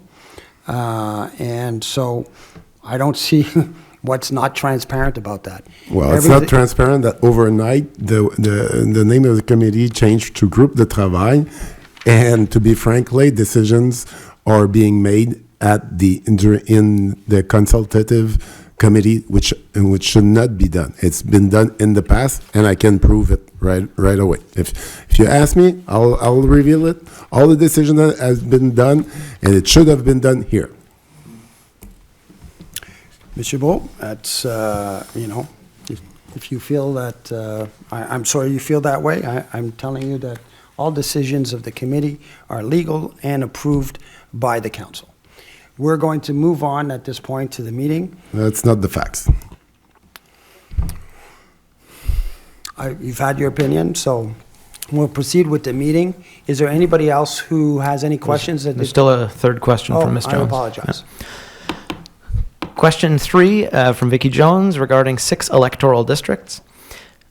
Read your answers to my question last month regarding your reasons for remaining 6 districts, even though Quebec law stipulates after 20,000 you need to expand to 8 districts. Clarification. There were not many questions as you replied. There were 2 question marks with 1 question, and you replied with 1 answer. However, Dorval is not a small city as you remarked. It is rapidly growing in huge numbers. You are 382 people over the legal limit. It seems you want to disenfranchise these citizens by calling them only. Confirmed within the next few months, you have an increase of close to 500 units. These are units, not people. At times, 1.5 people, it increases the population by 750 people within the next year. You say, making new divisions will divide streets, shift boundaries. We have this now, and any divisions can't avoid this unless there is only 1 district. By not willing to divide to 8 districts, you say is a waste of taxpayers' money, but you are willing to try to manipulate the 6 divisions with a $15,411.94 contract to redraw the map, which will also include your protest of dividing and shifting streets. You stipulated that you have no issues with going to 8 if the government insists. So what is the real reason behind your request to remain at 6? Mrs. Jones, I explained this at a prior council meeting. We're going over the threshold of 20,000 people by a few hundred people. That requires 2 new councillors. And 2 new councillors come with expenses and salaries, etc. Okay. I don't think the number is 384 approximately. So it's not huge, but it is what it is. We have asked the government to consider keeping us at 6 with a redefinition of the 6 districts. However, it's at the end of the day, it's not me who's going to decide. It's the government who's going to decide. And so what we've approved is an amount for a study, which is mandated. It's not me who wishes to do this. This is mandated by the government, and council will be meeting. I believe it's this week, Madame Belito. We'll be meeting this week with a consultant who's a specialist in this domain, and we will be, council and the consultant will be working on creating a scenario where we have 6 electoral districts and 8 electoral districts, and at that point we will justify that we would prefer to stay at 6 for 4 more years, knowing that there's going to be major work to be done in the following election cycle. But if the government doesn't support us in that, and that's fine. It's nothing personal. We'll go to 8 districts. So I don't know what the big fuss is. We'll see what comes out of the study group that's going to take place on Wednesday. And at the end of the day, it's the Mamash who's going to, is it the Mamash? Yes. The Mamash who's going to decide how many districts we have for the next elections. So thank you for your question. We will, is there any more? Oh, Mr. Von Barge? Can I speak? You can. Just to further respond to that, because I think there's a bit of confusion also about future development in Dorval. The numbers that the city has to, and please correct me if I'm mistaken, the numbers the city has to adhere to with the planning of its districts, whether it's 6 or 8, give or take 15%, which is a hard legal limit, has to be these numbers. It cannot be based on future predicted numbers. So we know there will be development in Dorval, but we have to actually stick with that 20,000, I believe it's 382, 384. Just wanted to clarify that because I think there's some confusion about that, and it's understandable that we'd like to plan for the future, but that's not what we're allowed doing. That's a very good point, Mr. Von Reitz. we're not making this up as we go along. So thank you for clarifying that for us. Anybody else want to come to the microphone? One last question. How about the dog park on the north side, near Surrey?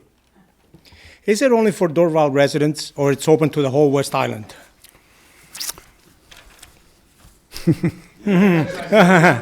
It's a good question, eh? There's a good song for that. Look, I don't have a way of monitoring who goes into the park 24 hours a day, 7 days a week. Are there groups that come from other cities? Sure. Just like there are Dorval residents who go to other cities. Well, like Angel Woods, for example. But we have to try to protect our city first. We don't care about the other municipalities, what they do. But here I know is that on Graham and Chanticleer, the traffic there in the morning, I drive by there every morning to go to work, and people just even pass me on the left to get to the dog park. One morning I followed somebody. He passed me. I get out of my driveway. He's turning from the Laurier. By the time I drove about 200 feet, he was on my left passing me. So what do? I follow him. Where is he going? To the dog park. He's letting his dog out of the car by the time I got there. So this guy from the Laurier and Belmont, I'm sure he's not coming from Dorval. He could be coming from the south side. No, he'll turn on the other side. It won't go that way because we know the area. Yeah, I understand. Now, what I'm saying is, why don't you lock the gate and let these people, we pay to go to the pool in the summertime. So these people should pay to go to the park. Especially the ones that come from outside. Either they pay, get a permit, or lock the gate, and the ones that have a permit, with a card, they open the gate and get in. I'm looking for a job. I can stay at the gate and... We'll make you the sheriff of the dogs. Seriously. And we honestly need a stop sign there. Graham? Okay, when we come see you, we can go up there and There talk. we need a stop sign. Okay, well, when we come up this week, we'll talk about the stop sign too. All right? Thank you very much. Anybody else? Au micro, s'il vous plaît.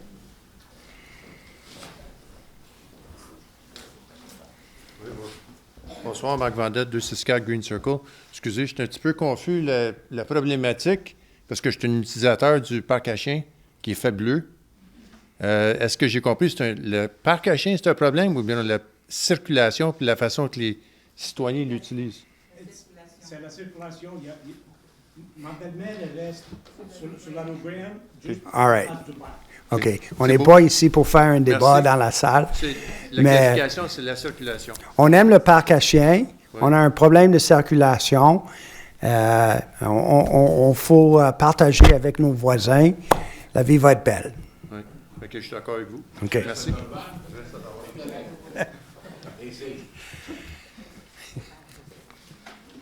All right. Si on n'a pas d'autres questions, on va commencer avec l'ordre du jour.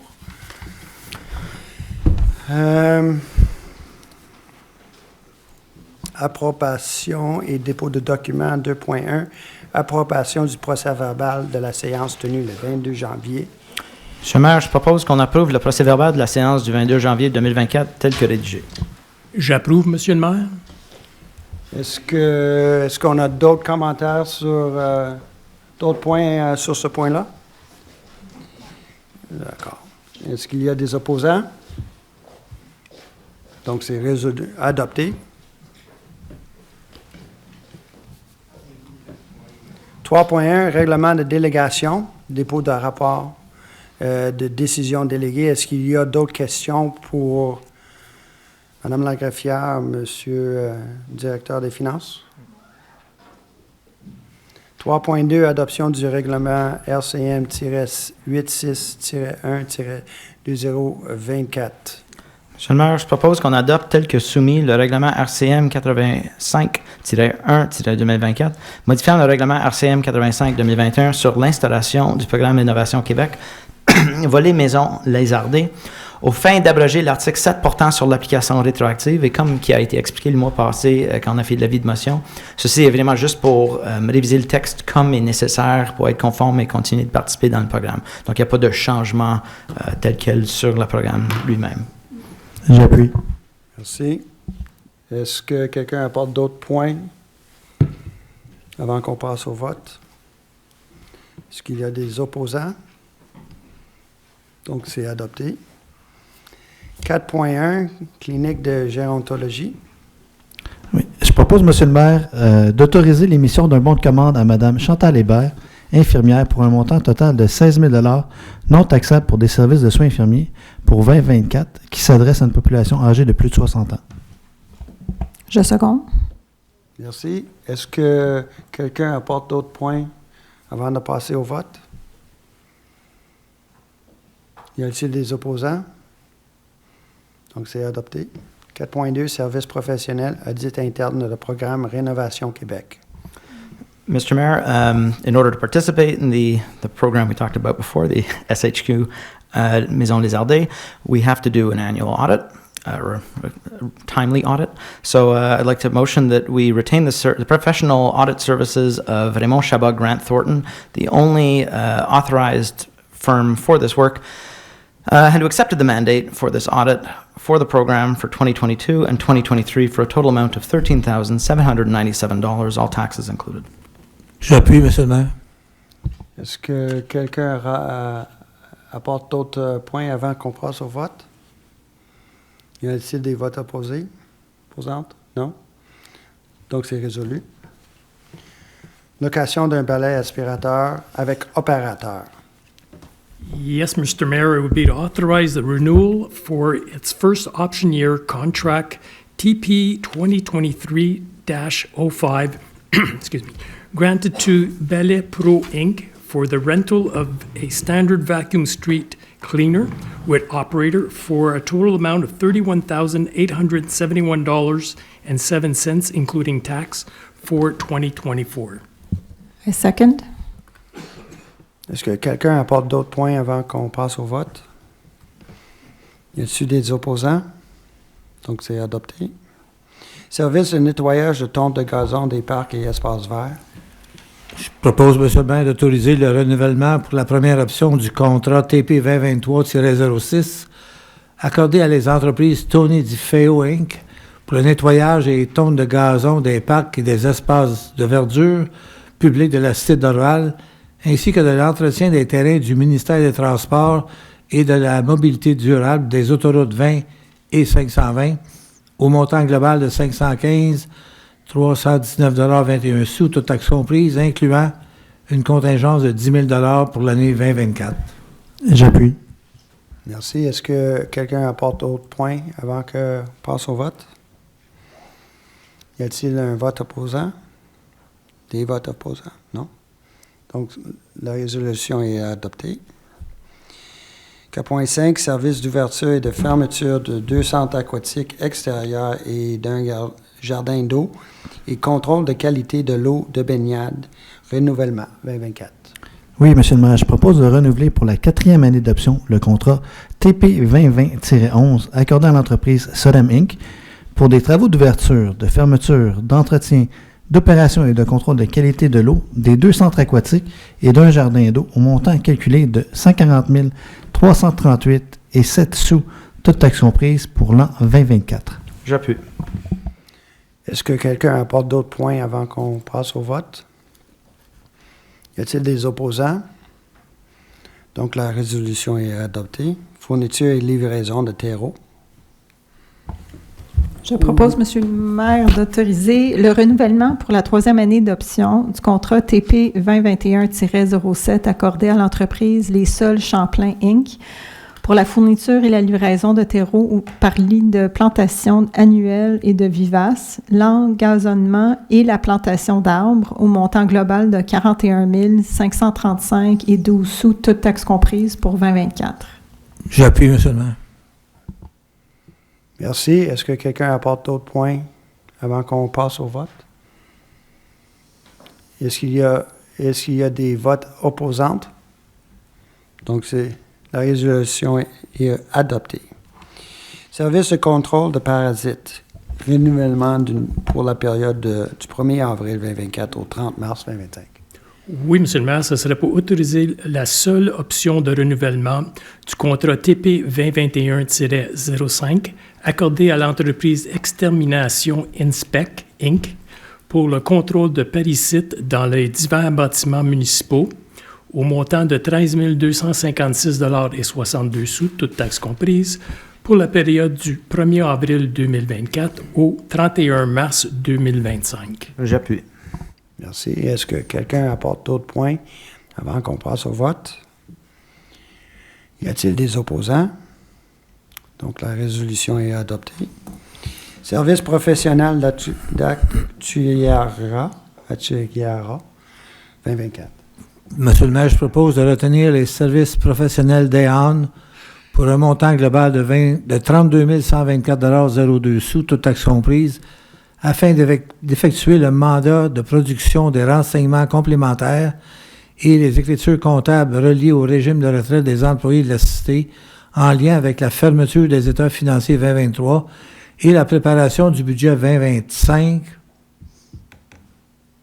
de la Cité de Dorval, ainsi que la production des facteurs d'équivalence pour 2023. Madame la greffière, est-ce qu'on devrait lire la préparation du budget 2024 ou 2025? C'est bien? Parfait. Merci. J'appuie. Okay. Est-ce que quelqu'un apporte d'autres points avant qu'on passe au vote?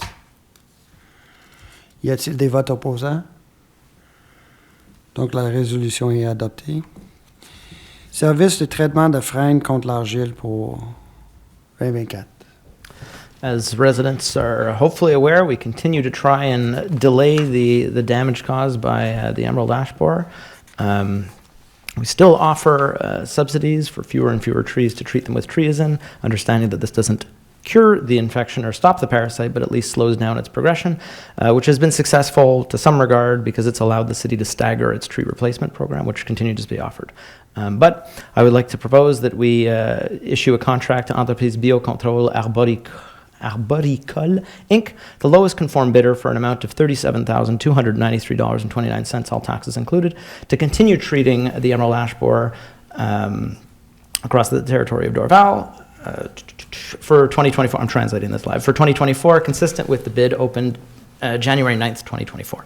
I second that. Est-ce que quelqu'un apporte d'autres points avant qu'on passe au vote? Est-ce qu'il y a des votes opposants? Donc, la résolution est adoptée. 4.10, service de marquage de chaussée. Je propose, Monsieur le maire, d'autoriser le renouvellement pour la 4e année d'option, qui est en fait la dernière année du contrat. Pour le contrat TP 2020-07 accordé à l'entreprise TRA 2011 Inc. pour le marquage de la chaussée des pistes cyclables ainsi que des stationnements intérieurs et extérieurs de la cité de Dorval, au montant global de 257 077,21 $, toutes taxes comprises, pour 2024. J'appuie. Est-ce que quelqu'un apporte d'autres points avant qu'on passe au vote? Oui. Monsieur Von Je pense juste, encore une fois, parce que ça a été demandé tantôt, mais de rassurer le public. Le conseil suit très prochement ce contrat, tenant compte de nos expériences dans le passé. Merci, Monsieur Von Wertz. Il y a d'autres points à apporter? Y a-t-il des votes opposants? Donc, la résolution est adoptée. Participation de la Cité de Dorval au programme de Rénovation Québec pour 2024-2025. Je propose, Monsieur le maire, que la Cité de Dorval demande à la SHQ de participer au programme Rénovation Québec 2024-2025, volet Maison Lézardée, de confirmer à la SHQ la volonté de la Cité de Dorval de participer au programme Rénovation Québec pour un montant de 100 000 $ partagé en part égale entre la Cité et la Société d'habitation du Québec. ainsi que d'autoriser la direction du service de l'aménagement urbain à signer pour et au nom de la cité de Dorval tout document administratif découlant de l'entente à intervenir avec la SHQ et, finalement, d'autoriser le maire et la greffière à signer pour et au nom de la cité de Dorval l'entente relative à la gestion du programme avec la SHQ et toute autre documentation officielle donnant effet à la présente résolution. J'appuie, Monsieur le maire. Merci. Est-ce que quelqu'un apporte d'autres points avant qu'on passe au vote? Y a-t-il des votes opposants?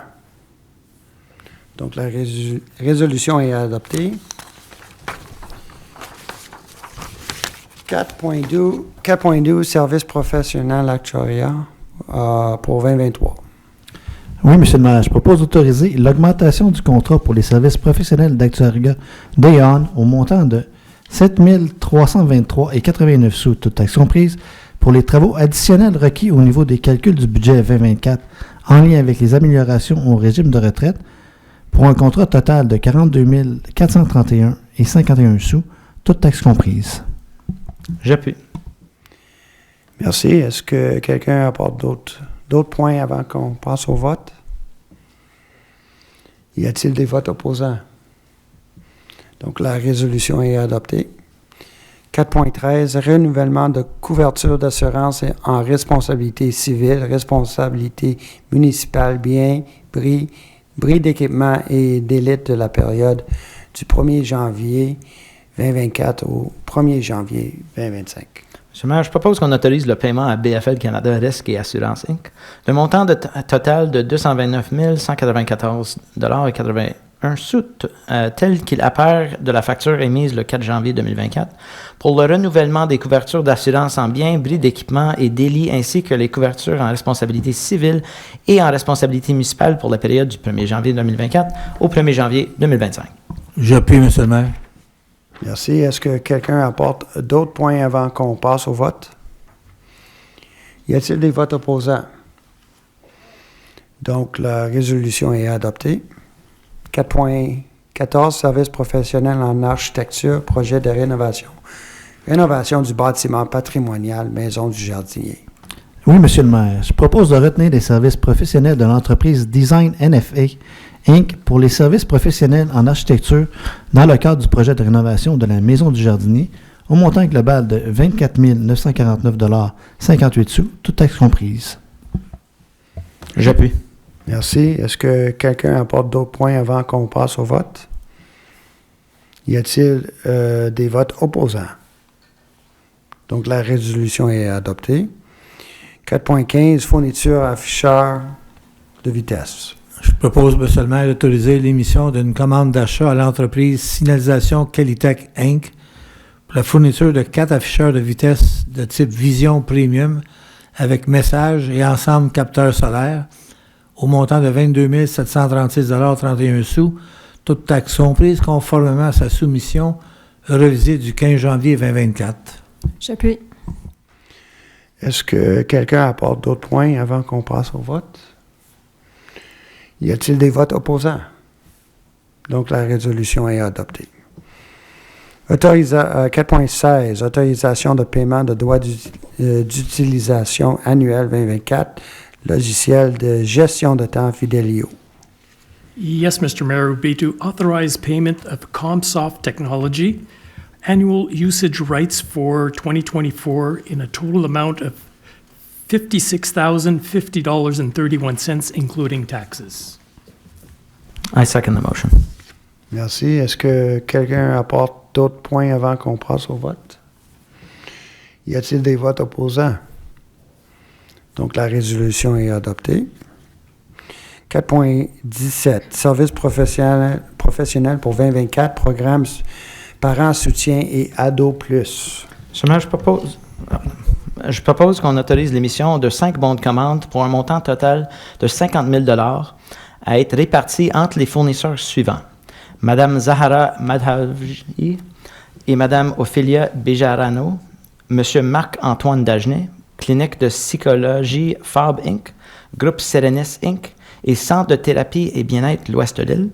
et d'autoriser le chef de division de l'assistance communautaire à signer un contrat de service professionnel avec les fournisseurs dont les services seront requis, selon les termes et conditions apparaissant au contrat joint au dossier décisionnel 2024-02-015963 ou tout autre terme et condition qui sera jugé dans l'intérêt de la cité. J'appuie. Est-ce que quelqu'un apporte d'autres points avant qu'on passe au vote? Y a-t-il des votes opposants? Donc, la résolution est adoptée. 4.18, démolition du bâtiment situé au 11577 chemin Côte-de-Liesse. Propose to award the contract to Paradox Deconstruction, Inc., lowest compliant bidder in the amount of $123,023.25, including all applicable taxes, for the demolition of the building located at 11577 Chemin Côte-de-Liesse in accordance with the tender opened on January 16th, 2024. J'appuie, Monsieur le maire. Est-ce que quelqu'un apporte d'autres points avant qu'on passe au vote? Monsieur Von Wertz? I think maybe just to help people situate what this is, because we're demolishing a building. I agree. So this is a building on city land near Avoca on Côte-de-Liesse. It has been long abandoned. It's in a total state of disrepair, and it is a safety hazard to have it intact as it is. So that's why we're going ahead with the demolition of it. But this isn't a building integrated in the regular neighborhood. It's due to be demolished for safety reasons. Est-ce que quelqu'un apporte d'autres points avant qu'on passe au vote? Y a-t-il des votes opposants? Donc, la résolution est adoptée. Service professionnel en soutien technique pour le programme d'adaptation du domicile, programme PAD. Oui, Monsieur le maire, je propose de retenir les services de l'entreprise Développement et Gestion d'actifs Inc., DGA, à compter du 1er janvier 2024 afin de poursuivre les services de soutien technique du programme PAD pour un montant ne dépensant pas 20 000 toutes taxes comprises, le tout conformément à son offre de service datée du 31 janvier 2024. J'appuie. Merci. Est-ce que quelqu'un apporte d'autres points avant qu'on passe au vote? Y a-t-il des votes opposants? Donc, la résolution est adoptée. 4.20, service de chargement de transport et disposition de sol excavé. Monsieur le maire, je propose qu'on accorde un contrat à construction G-Nessis, Inc., plus bas soumissionnaire conforme, pour des services de chargement, de transport et de disposition des sols excavés en bas inférieur à type A, en lien avec le projet de reconstruction de l'avenue Cortland qui a eu lieu l'année passée, au montant global maximum de 29 801,52 sous toute taxe comprise, conformément à sa soumission ouverte le 8 décembre 2023. J'appuie, Monsieur le maire. Merci. Est-ce que quelqu'un apporte d'autres points avant qu'on passe au vote? Y a-t-il des votes opposants? Donc, la résolution est adoptée. 4.21, service professionnel d'ingénierie et d'architecture, agrandissement de l'aréna Dorval, honoraires supplémentaires. Oui, Monsieur le maire, ce serait pour autoriser les paiements des services professionnels rendus par l'entreprise CIMA Plus au montant global de 88 616 et 32 sous, toutes taxes comprises. J'appuie. Est-ce qu'il y a quelqu'un qui apporte d'autres points avant qu'on passe au vote? Y a-t-il des votes opposants? Donc, la résolution est adoptée. Section 5, Finances et administration. 5.1, dépôt de la liste de dépenses autorisées. Est-ce que vous avez des questions additionnelles pour le directeur des finances? Merci. Oui, j'ai des questions. Allez-y, M. Waugh. J'ai fait Madame la greffière, on parle bien. J'ai fait une demande à la Madame la greffière pour certaines dépenses. On est bien à ce point-là. Et, attendez un petit peu. J'ai noté que certaines dépenses de remboursement de restaurants et certaines dépenses de remboursement d'alcool étaient sous l'onglet frais de déplacement. Alors, j'aimerais faire une résolution là-dessus car selon l'audit de la Commission municipale du Québec, les frais de restaurant, lorsque nous ne sommes pas en représentation, ne devraient pas être remboursés car nous avons déjà une allocation pour cela dans notre salaire. Et les frais d'alcool ne devraient pas être remboursés dans la fonction publique. Alors, je voudrais faire une résolution sur ce thème-là, sur ce item-là. Et la résolution serait sur le fait que nous, les élus, on fasse preuve de transparence et de regarder nos frais de remboursement. Et s'il y a des frais de remboursement qui ne sont pas réglementaires, ben, nous devrions rembourser la municipalité. Alors, pour ce point-là, ben, je m'oppose parce qu'il y a des frais qui sont des frais de restaurant qu'on ne devrait pas être remboursés pour ça. Monsieur, et il y a des frais d'alcool. Je veux juste mentionner que c'est un dépôt, hein, on ne peut pas être opposé. Vous pouvez seulement faire un commentaire. Et c'est pour ça que je veux faire une résolution sur ce sujet. Alors, merci de ne pas me couper la parole. Merci.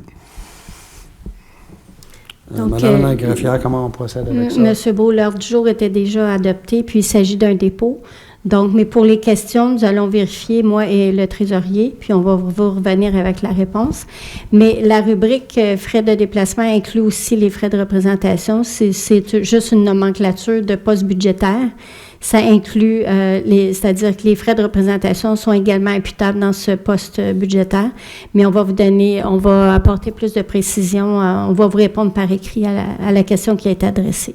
Ben, c'est pour ça que je veux faire une résolution, parce que je vois qu'il y a des frais il y a des remboursements qui sont faits sur des frais de repas qui ne devraient pas être faits, selon l'audit de la Commission municipale du Québec. Et il y a des remboursements de frais d'alcool et qu'on ne devrait pas rembourser ça. Alors, je vous propose de faire une résolution et j'aimerais ça qu'on la mette à l'ordre du jour, dans le varia. Non, il n'y a pas de résolution possible parce que c'est un dépôt. Donc, les dépenses sont déjà approuvées à ce stade-ci. Donc, puis l'ordre du jour était déjà approuvé. Donc, on peut répondre à vos questions par écrit dans les prochains jours, mais on ne peut pas ajouter de résolution. J'aimerais savoir une précision, parce qu'on a eu une formation avec M. Reynolds qui disait qu'on pouvait ajouter pendant la session une résolution. Vous n'avez pas fait la demande lors de l'adoption de l'ordre du jour. Je laisse M.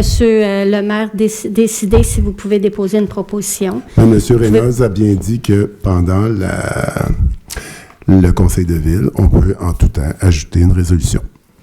Est-ce que vous pouvez écrire, s'il vous plaît, la proposition? Monsieur le maire va déterminer comme président si on ajoute la résolution à l'ordre du jour.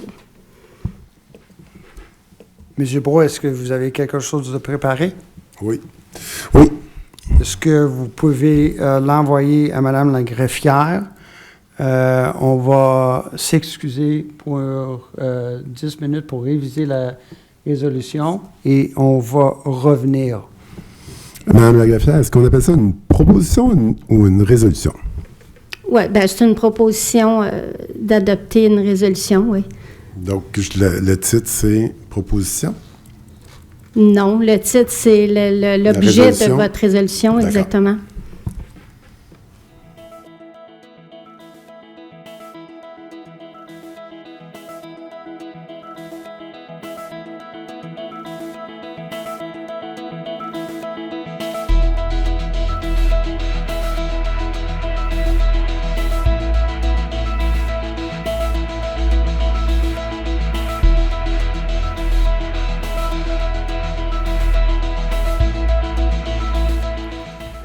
Merci pour la petite pause pour ceux qui regardent à la maison. Monsieur Bourreau a demandé pour faire un ajout à l'agenda. Nos règlements n'est pas extrêmement clair sur le fait qu'on peut ajouter ou pas ajouter une résolution après que l'ordre du jour a été approuvé. Mais on va donner le bénéfice à M. Brault. Et qu'est-ce qu'on va faire à ce point-ci? C'est que Mme la greffière vous a envoyé tous les membres du conseil sa proposition. On va prendre un autre 5 minutes de temps en pause pour que vous pouvez prendre le temps de bien lire et comprendre sa proposition. Et on va retourner au conseil après 5 minutes où je vais demander pour un proposeur et un appuyeur pour accepter cette résolution. Donc, à ce point-ci, on va prendre une autre pause de 5 minutes. Avant de prendre la pause, Mme la greffière, Monsieur Dorval, est-ce que je pourrais mentionner que j'ai envoyé à Mme la greffière le document sur lequel je me suis basé, l'audit de la Commission municipale du Québec, et j'ai envoyé aussi les extraits. Donc, peut-être que ça pourrait aider les conseillers et conseillères à prendre leurs décisions. Alors, je vous l'ai envoyé. Il va avoir besoin d'un appuyeur d'abord, puis après ça, le débat va se faire. Vous allez pouvoir présenter votre proposition puis l'appuyer avec les documents que vous avez transmis. OK. Non, mais c'était juste pour éclairer le conseil si il y avait une base légale à ma demande. Et j'ai envoyé le document de la Commission municipale du Québec qui mentionne les règles. Bon, à ce point-ci, on va ajourner pour 5 minutes.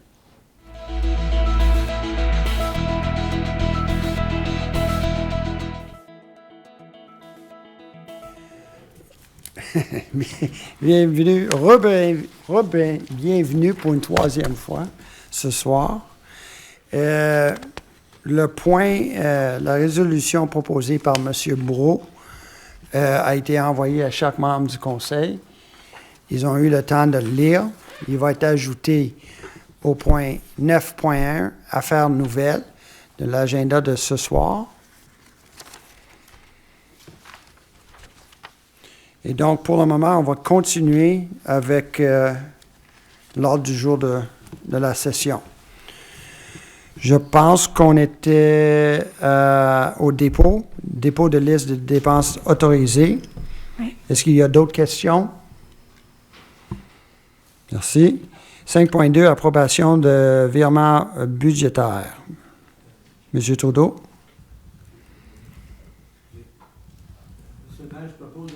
Micro, monsieur. Excusez. Oui, monsieur le maire, je propose d'autoriser le virement au poste budgétaire tel que décrit au dossier décisionnel 2024-02-01 5803. Ces virements sont au montant de 150 000 $ et ça touche spécifiquement la démolition du chenil au 11577 Côte-de-Liesse qui n'apparaissait pas comme prévision budgétaire au moment de la confection du budget. J'appuie. Est-ce que quelqu'un apporte d'autres points avant qu'on passe au vote? Y a-t-il des votes opposants? Donc, c'est résolu. C'est adopté. Dons et souscriptions.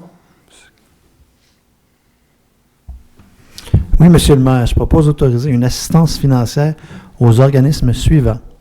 La Fondation Sainte-Anne au montant de 1 000 $ à imputer au poste budgétaire 02 110 00 340. Le Lakeshore Concert Band au montant de 200 $ à imputer au poste budgétaire 02 110 00 340. Et la Aaron Sport Association Inc. au montant de 750 $ à imputer au poste budgétaire 02 110 00 310. J'appuie, monsieur le maire. Merci. Est-ce que quelqu'un d'autre apporte? Est-ce que quelqu'un apporte d'autres points avant qu'on passe au vote? Oui, j'aimerais prendre la parole pour apporter un point. Allez-y. J'aimerais savoir qui remplit la fiche avec la demande de dons afin de cocher les cases qui sont appropriées pour la demande de dons. Madame Bérubé, mon assistante administrative, le fait et me présente le document. Madame Bérubé est l'assistante administrative pour le conseil de ville également, hein, je crois? Oui. D'accord. Oui, et est-ce qu'il y a quelqu'un d'autre qui vérifie cela? Non, M. Brault. Non. Parce que je me questionne sur le don de, j'ai pas le document, 750 $, je crois, pour Aaron Sport. Oui, M. Brault. Pour aller payer une table, pour aller déjeuner avec l'organisme Irishman of the Year ou l'organisme Aaron Sport Inc. pour Irishman of the Year qui célèbre un homme irlandais. Alors, je me demande quelles sont les retombées pour notre communauté. Monsieur Brault, oui, l'activité souligne une personne qui est dévouée à la communauté irlandaise. Mais Aaron Sports, c'est un organisme, j'ai déjà expliqué dans le passé, qui supporte beaucoup d'activités sportives pour les jeunes dans le quartier de la Salle Verdun. Et il leur propose des activités que normalement ils ne pourraient pas faire. Et donc, c'est pas le fait qu'on va à un déjeuner pour saluer quelqu'un qui est dévoué à sa communauté, c'est qu'on supporte un club qui retourne les sous à la communauté pour des jeunes qui peut-être n'auraient pas l'opportunité de faire des activités plus structurées. Et donc, à ce point-ci, si on n'a pas d'autres points là-dessus, je vais demander pour un vote. Ben, le 750 $, il y en a combien qui vont pour des jeunes? Parce que le déjeuner, moi, ce que je trouve, c'est que ce ne sont... J'ai regardé l'affiche et je comprends pas pourquoi on coche certaines cases qui donnent un don de la municipalité de Dorval à Irishman of the Year, quand la municipalité de Dorval a des besoins pour des enfants de notre municipalité. Je ne sais pas, est-ce que vous savez si les autres municipalités font de même? Il y en a qui le font, oui. Certainement, M. Brault, mais je vais vous poser la question, quand on fait un don pour une réunion, un party, pas un party, mais un événement en Collège Sainte-Anne où on invite plusieurs résidents d'un peu partout, là, à une école privée, est-ce qu'on pose la même question? Est-ce que cette question est une question piège? Et parce que je travaille pour le Collège Sainte-Anne? Pas du tout, mais vous Parce que là, je trouve que là, cette question est manque de respect et pointilleuse. Est-ce que vous pourriez refaire votre... Non, pas du tout, M. Non? D'accord. Brault. Alors, est-ce que lorsque vous donnez un organisme qui est avec vos amis, etc., est-ce que ça se dit pas, ça manque complètement de respect. Moi, je demande un point de privilège là-dessus, parce que votre question demande, c'est une attaque personnelle. Pas du tout, M. Brault. Ben oui, ça l'est, parce que vous attaquez où je travaille. Non. Vous donc, avez ça, dit que... C'est du salissage. C'est pas... Je demande de respect. M. Brault, vous avez... Je demande des excuses. Changez votre exemple, puis on va pouvoir discuter. Mais 750 $ à un organisme qui n'est pas de Dorval, qui est Irishman, qui ne redonne pas à des gens de Dorval, et que j'ai regardé les municipalités autour, et ils ne donnent pas toujours à Irishman, mais nous, on donne toujours à cet organisme-là. De plus, cet organisme-là, je suis allé sur le site, c'est unilingue anglophone, et puis je comprends pas qu'on a encore un titre Irishman. Fait qu'il y a des questions à se poser. Je dis pas que cet organisme-là fait pas du bien, mais il y a des questions à se poser sur notre politique de dons. Quand j'ai demandé une politique de dons, j'en ai proposé une, mais vous en avez fait une qui est très, très large. Et puis, on peut cocher organisme à but non lucratif. Donc, on pourrait donner un organisme de Vancouver, puis ça serait correct aussi, ça serait coché, ça serait dans les critères. Donc, c'était pas une politique très, très précise, contrairement à la politique que j'ai donnée. Donc, je me questionne sur les fonds publics, comment on peut donner à un organisme comme ça tous les ans et d'aller bruncher avec des gens qui ne redonnent pas. C'est fait pour des personnes spécifiquement pour leur organisme. C'est ça. Very good. On va passer au vote. Est-ce qu'il y a des opposants à une ou les trois subventions ce soir? Oui, moi je m'oppose car je ne crois pas que la demande coche tous les critères que M. Brault, on n'a pas le droit de demander. commenter après qu'on a voté. Hein? M. Brault, on a bien expliqué dans notre règlement, une fois qu'on prend un vote, il n'y a pas de débat ou de discussion. Donc, est-ce qu'il y a des votes opposants autres que M. Brault? Donc, la résolution est adoptée. 5.4, autorisation de dépenses de réclamation. Oui, M. le maire, ce serait pour autoriser les paiements de les réclamations décrites au rapport de la greffière pour la période du 9 janvier au 5 février 2024 et totalisant 30 000 $ non taxables. J'appuie. Est-ce qu'il y a quelqu'un qui apporte d'autres points avant qu'on passe au vote? Y a-t-il des votes opposants? Merci. Donc, la résolution est adoptée. Achat de cartes cadeaux dans le cadre du programme d'aide alimentaire pour 2024. Oui, Monsieur le maire. Dans le cadre de l'aide alimentaire offerte par la division de l'assistance communautaire, je propose d'autoriser l'achat de cartes cadeaux pour 2024 auprès des fournisseurs Fundstream Inc. et les compagnies Loblaws Limitées pour un montant de 29 000 $ pour l'achat de nourriture et articles divers dans le cadre du programme d'aide alimentaire. J'appuie. Est-ce que quelqu'un apporte d'autres points avant qu'on passe au vote? Monsieur Von Reitz? Oui, si je peux avoir la parole. C'est une question que je m'excuse, j'aurais dû poser d'avance si on avait bien les informations, mais je viens juste d'en penser. Est-ce que nous avons augmenté le montant qu'on investit dans des cartes cadeaux cette année, sachant que les prix de la nourriture s'est augmenté?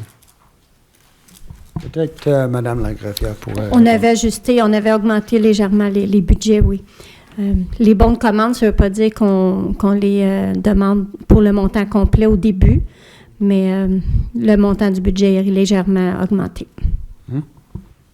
Ça répond à votre question? Merci, M. Von Reitz. Y a-t-il des votes opposants? Donc, la résolution est adoptée. Approbation des recommandations du groupe de travail sur la circulation. Oui, Monsieur le maire. Je propose que le conseil approuve, telles que soumises, présentement les recommandations du groupe de travail sur la circulation apparaissant au procès-verbaux de ces rencontres tenues les 15 février, 12 avril, 7 juin, 16 août, 5 octobre et 13 décembre 2023. J'appuie, Monsieur le maire. Est-ce que quelqu'un apporte d'autres points avant qu'on passe au vote? Je vais laisser M. Van Oretz s'exprimer en premier. M. Von Reitz? Je peux avoir la parole? Oui. Je suis conscient des points qui ont été exprimés tout à l'heure en ce qui concerne le nom de ce groupe. Et je suis d'accord, je suis content d'entendre que nous allons avoir un peu de clarité là-dessus. Moi, je parle en faveur du motion, malgré le fait qu'on a une incertitude du nom de ce groupe, parce que l'intention derrière ça, de ce que je comprends, c'est de quand même être plus formel et plus transparent avec les décisions qui sont prises. Bien sûr que ça a été mentionné tout à l'heure que tous les membres du conseil sont invités au anciennement comité de circulation et sont tenus au courant des décisions, des recommandations qui sont prises et que le conseil entérine d'une manière informelle ces décisions. Je suis reconnaissant que maintenant, ça va être plus formalisé de maintenant vers le futur. Donc, je suis en faveur de non seulement ces recommandations, que nous avons tous déjà vu, mais plus importantement, cette procédure de recevoir les comptes rendus du groupe, whatever it's called, et de les approuver aller en avant. Est-ce que je peux avoir la parole? Oui, M. Beau. Bien, je suis bien content d'entendre ça, Chris, parce que ça fait 2 ans que je demande à l'administration des procès-verbaux et que les décisions se prennent ici. Alors, je suis content qu'on en arrive là, moi aussi. Alors, ça a été un travail de longue haleine. J'ai souvent rencontré le directeur général. J'ai posé des questions. Je me suis beaucoup instruit pour les règles sur les comités. J'ai toujours prétendu que les comités devraient avoir des procès-verbaux qui sont consultatifs et que les décisions devraient être entérinées ici. Ce qui n'a pas été toujours le cas avec le comité de circulation. Alors, comme toi, je suis très content qu'on arrive là après 2 ans de travail acharné. Par contre, selon la loi, je me questionne, moi. Là, on est en train d'approuver des procès-verbaux de comité de circulation. Et puis là, on fait une résolution. Et là, il y a quelqu'un qui a décidé qu'on change ça sur le site web. Ça va être groupe de travail. Alors, on abolit le mot comité. Parce que comité, ben, il y a des règles. Et groupe de travail, quelles sont les règles là-dessus? Est-ce que c'est légalement, ça tient la route légalement quelque part? Est-ce qu'on a un document qui dit que groupe de travail, on accepte les recommandations d'un groupe de travail? Dans le fond, on accepte les recommandations d'un comité de circulation que du jour au lendemain, ça a été transformé en groupe de travail sans aucune discussion au conseil, sans l'approbation du conseil. Donc, pour moi, ça, c'est illégal, ce qu'on fait présentement.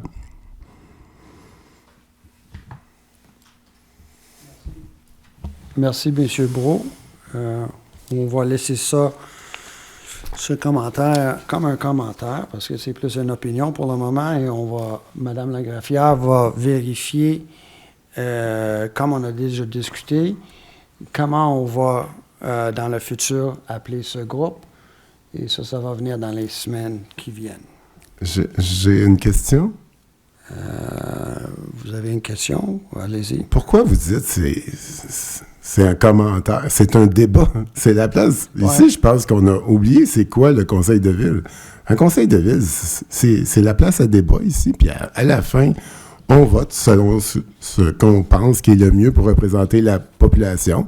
La population veut avoir de la transparence, puis veut que ça soit bien géré. Fait que si on change en cours de route, le soir, même sur le site web, le groupe de travail en comité, puis que nous, le conseil municipal, on ne le sait même pas, bien, il y a un débat là-dessus, puis je pense pas que ça soit « Ah, c'est une opinion, ah, c'est votre... » Non, mais c'est un débat là, qu'on fait, puis à la fin, on vote. Ben, ça a toujours été ça, un conseil de ville. Là. Je comprends pas pourquoi vous essayez de tourner ça. Ah, c'est votre opinion. Ah, vous n'avez pas le droit. C'est-tu des faits? C'est un débat. Merci, M. Brault. Je vous comprends. Laisse-moi répondre à la question. Je pense que vous avez dit que c'était un acte illégal et je suis pas sûr que c'est un acte illégal. C'est tout simplement mon point. Quand toutes les décisions doivent être prises au conseil de ville, vous avez pris une décision dans votre bureau de changer comité pour groupe de travail. Donc, si on lit la loi, c'est illégal. Les décisions doivent être prises ici. Si on vote ici sur groupe de travail, ça a été changé illégalement parce qu'on sait que toutes les décisions se prennent ici. Un élu ne peut pas prendre aucune décision en dehors du conseil de ville. Il faut lire les textes de loi. Donc, si on vote là-dessus, puis on sait très bien que ça a été changé sans notre approbation, sans même la discussion, sans résolution, bien, il y a un problème, c'est illégal. Very good. Est-ce qu'il y a on est rendu à recommandation de groupe de travail, est-ce qu'il y a des votes opposants? Je m'oppose. Merci. Donc, la résolution est adoptée.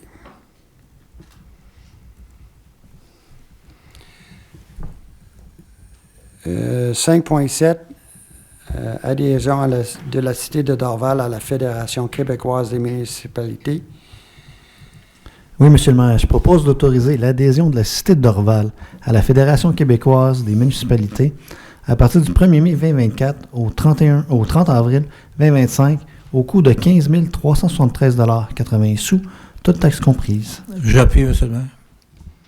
Est-ce que quelqu'un apporte d'autres points avant qu'on passe au vote? Y a-t-il des votes opposants? Donc, la résolution est adoptée. On passe au point 6, urbanisme.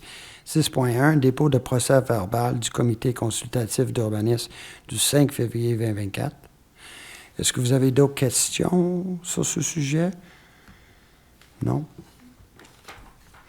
Dépôt d'un rapport comparatif et liste de permis émis, est-ce que vous, pour janvier 2024, est-ce que vous avez d'autres questions? 6.3, plan d'implantation et intégration architecturelle, recommandation du comité consultatif d'urbanisme du 5 février 2024. Monsieur Lesage. Oui, Monsieur le maire, ce serait pour d'approuver les recommandations du comité consultatif urbaniste, excusez, telles que soumises en ce qui traite au projet ci-dessous pour les motifs indiqués au procès-verbal du 5 février 2024, jointe à la présente résolution afin de faire partie intégrante.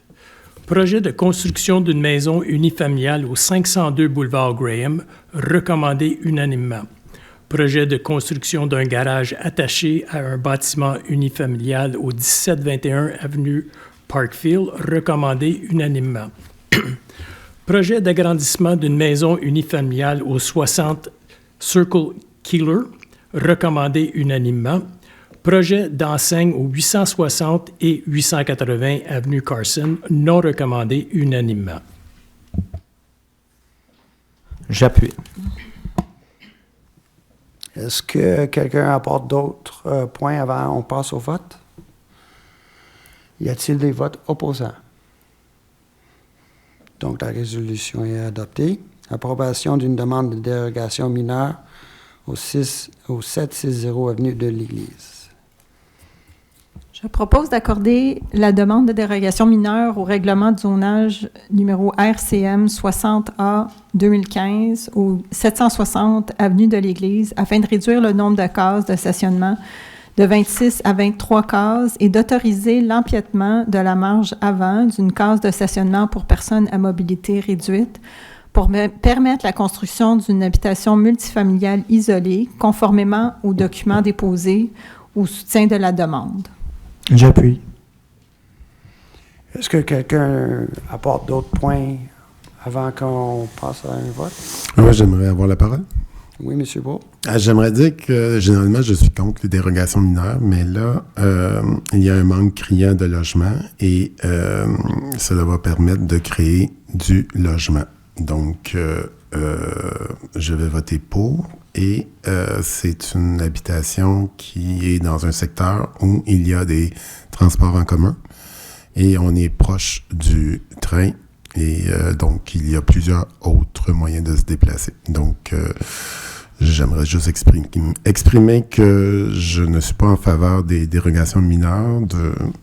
On va avoir un nouveau PIA qui va peut-être permettre d'avoir moins de dérogations mineures, mais dans ce cas-ci, je vais voter pour. Monsieur Von Reutz. Si je peux avoir la parole. I'd just like to echo what Mr. Bro mentioned. I agree that I think we should be extremely restrictive with any minor derogations, but I think in this case it is warranted given the reasons outlined in the motion for why it's happening. Est-ce que quelqu'un d'autre aimerait avoir la parole? Non? Est-ce qu'il y a des votes? On va passer au vote. Est-ce qu'il y a des votes opposants? Donc, la résolution est adoptée. Section 7, divers projets. 7.1, résolution d'appui d'une demande de certification comme ville amie des oiseaux auprès de Nature Canada. Oui, Monsieur le maire, je propose que le conseil municipal de la cité de Dorval confirme par la présente résolution son appui à ce qu'une demande de certification comme ville amie des oiseaux soit déposée auprès de Nature Canada. J'appuie, Monsieur le maire. Est-ce que quelqu'un apporte d'autres points avant qu'on passe au vote? Moi, j'aimerais parler. Juste Est-ce que je peux avoir la parole, Monsieur le maire? Non, mais M. Von Reitz avait posé sa main avant, désolé. Qui est la procédure. Donc, on va commencer avec M. Von Reitz. Juste pour demander, M. le maire, si vous, parce qu'il y a eu le sondage des citoyens pour choisir l'oiseau de 2024, si vous allez prendre cette occasion pour l'annoncer le résultat. M. Von Reitz, je suis très fier de la participation de nos citoyens. C'est le cardinal rouge qui a gagné avec 60% des votes. Il y avait presque 80 personnes qui ont pris le temps de voter pour leur oiseau préféré. So, merci à tous ceux qui ont répondu au sondage. Monsieur Brault, vous avez un point? Oui, j'aimerais féliciter le comité d'environnement qui a travaillé très fort là-dessus. Non, M. Van Rovretz. Allez-y. Si je peux juste... Oui, allez-y, M. Von Reitz. Comité sur les oiseaux. D'accord, le comité sur les oiseaux. Et je trouve l'initiative excellente. Par contre, lorsqu'on a une vision globale, je vais voter pour M. Van Rovretz, mais une vision globale, il y a aussi les villes amies des familles, des enfants et des aînés. Alors, il y a aussi du travail à faire là-dessus. Une ville amie des familles, on regarde qu'est-ce qu'on peut faire pour les petites familles pour essayer de les aider, et même chose pour les aînés. Donc, c'est une très belle initiative et j'aimerais ça proposer qu'on travaille sur une ville amie des familles et des aînés. Merci.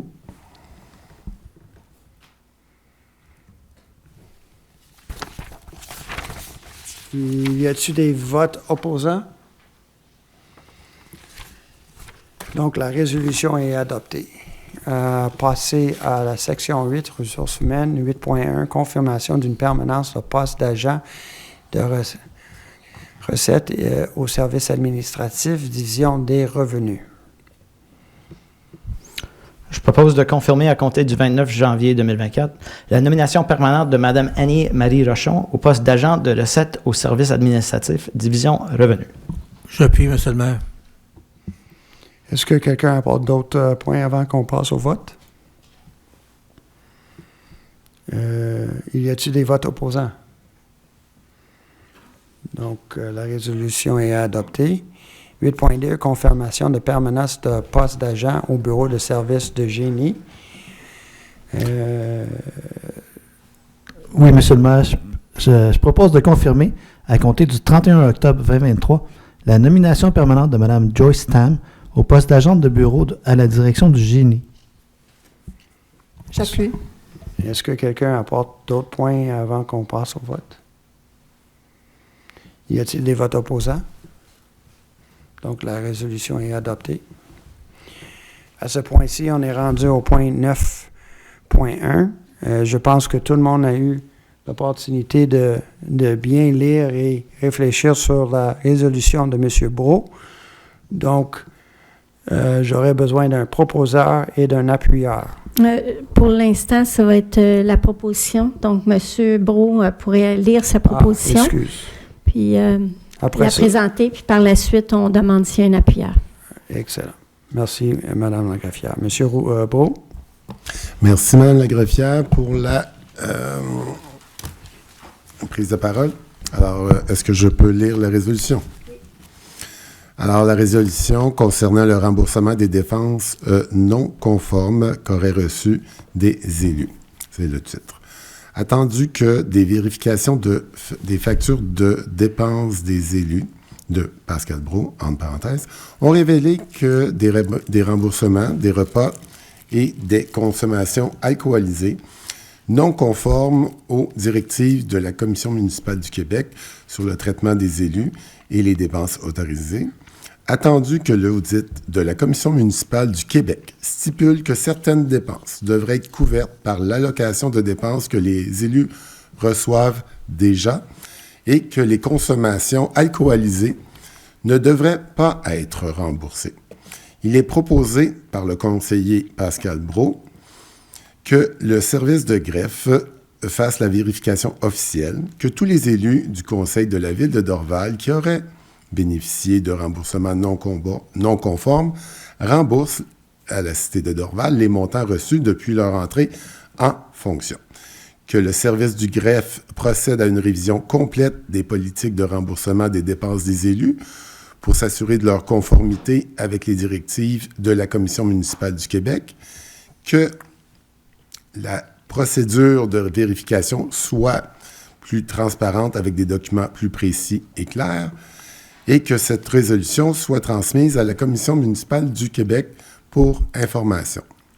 Resolution concerning the reimbursement of non-compliant expenses received by elected officials. Whereas audits of elected official expense invoice from Pascal Brault have revealed reimbursements for meals and alcoholic beverage that do not comply with the Commission municipale du Québec directives on the salary of elected officials and authorized expenses. Whereas the Commission municipale du Québec audit stipulates that certain expenses should be covered by the expense allowance that elected officials already receive, and that alcoholic beverage should not be reimbursed. Sorry. Councillor Pascal Brault moved that the City Clerk Office perform the official verification that all elected officials of the Council of the City of Dorval that would have benefited from a non-conforming reimbursement reimburse the City of Dorval for the amounts received since they took office. That the Town Clerk's Office conduct a complete review of the reimbursement policy for elected official expenses to ensure compliance with the Commission municipale du Québec directives, and that the audit procedures be more transparent with clearer, more precise document. And finally, that this resolution be forwarded to the Commission municipale du Québec for information. Merci, M. Brault. Donc, à ce point-ci, on a besoin d'un proposeur et d'un appuyeur. Donc, est-ce que j'ai un proposeur?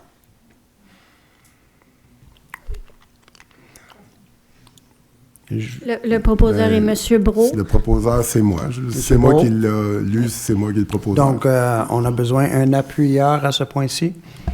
Je vais appuyer pour avoir des discussions sur le sujet, M. le maire. M. Von Reutz. Est-ce qu'on peut maintenant débattre la motion? Là, on a un appuyeur, donc on va l'enregistrer. Là, on va suivre, parce que c'est la deuxième fois qu'on fait ça, on va aller tranquillement, on va suivre les règlements de la ville. On sait qu'on a déjà fait ça dans le passé, c'est compliqué, pas nécessairement facile. Et donc, on va prendre notre temps et je vais demander à Mme la greffière à bien établir les étapes. Donc, considérant que M. le conseiller Leroux appuie la proposition, donc le débat est ouvert sur la proposition principale telle que présentée par M. Brault. M. Von Reutz a levé sa main. Vous avez la parole. Merci. Merci d'avoir amené ça. Merci de l'avoir appuyé parce que moi, je voulais l'occasion de parler sur le sujet qu'on n'aurait pas pu faire si ce n'était pas appuyé. Je suis en faveur du principe. Derrière la transparence, s'assurer qu'on est conforme avec les règlements, en particulier sur ce sujet, qui est quand même un hot topic du temps. Cependant, je vais voter contre la résolution parce que, premièrement, et je crois l'avoir dit dans le passé, j'aime bien réfléchir sur le contenu de nos résolutions. Je sais qu'on a le droit de les amener dernière minute pendant la séance, mais personnellement, je trouve que je profite d'avoir du temps de réfléchir, de lire et aussi de consulter les documents mentionnés, qui n'est pas le cas maintenant. Donc, je vais voter contre, mais je suis en faveur de la principe. Et, c'est tout. Madame Duchâtel. Madame Duchâtel, excuse. Oui, j'aimerais juste dire un peu dans le même sens que M. Von Moritz, tout comme le conseiller Brault n'aime pas que les choses soient présentées dernière minute, je suis du même avis. Nous, on a une responsabilité d'étude et d'avoir toute l'information pour y penser. Puis je pense pas en dans de 5 minutes, 10 minutes, j'ai le temps de bien comprendre ce qui est proposé ici dans tout son détail, parce qu'il y a beaucoup de détails, je dirais. Donc, je voterai contre, mais c'est sûr que je crois qu'on veut tous la transparence dans notre municipalité. De plus, j'aimerais juste demander une précision, si je pourrais. Quand on dit que la procédure de vérification soit plus transparente, est-ce que ça, par ça, vous voulez dire la vérification qui est faite à l'interne par l'administration, pas la vérification de notre part? J'aimerais de la clarité là-dessus. Est-ce que vous me donnez la permission de répondre, monsieur le maire? Oui. Je comprends les points. Juste pour vous dire que j'ai eu l'information aujourd'hui. Donc, c'est sûr que je l'ai demandé la semaine passée. Donc, j'ai présenté ce que j'ai parce qu'on ne se voit pas avant un autre mois pour prendre des décisions. Donc, je comprends votre point, Mme Duchâtel. Par contre, lorsque j'ai l'information comme ça, ben, je me dépêche pour la redonner. Et ça, c'était le premier point. Le deuxième point, vous me dites, vous me demandez des détails pour que ça soit plus clair.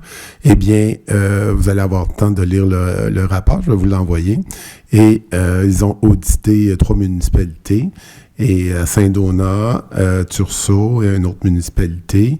Et les recommandations, c'était de mettre en place un système plus clair, plus transparent de dépenses, car à Saint-Donat, dans le rapport, ils indiquent bien que d'autres dépenses qui auraient dû être couvertes par l'allocation de dépenses des élus ont également été remboursées. Par exemple, des repas au restaurant remboursés au maire, accompagnés d'un ou des conseillers et même parfois de certains employés. En effet, ces dépenses sont des frais inhérents à la fonction d'élu municipal, puisque les membres du conseil n'étaient pas dans une activité de représentation au moment de ces repas.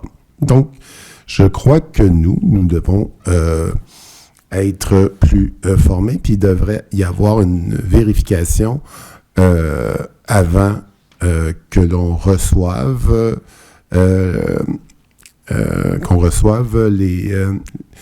les listes de paiement. Comme ça, nous, on pourrait être plus éclairés. Et c'est qu'est-ce qu'ils recommandent dans le rapport. Ils disent, outre ces dépenses de consommation, des consommations alcoolisées ont été aussi remboursées à certains élus de Saint-Donat et de Tursault à l'occasion des repas. Donc, dans la fonction publique, les boissons alcoolisées ne sont pas une dépense admissible à un remboursement. Donc, le constat pour Saint-Donat et Tursault, c'est bien marqué, certaines dépenses ont été remboursées aux élus alors qu'elles n'étaient pas admissibles à un remboursement.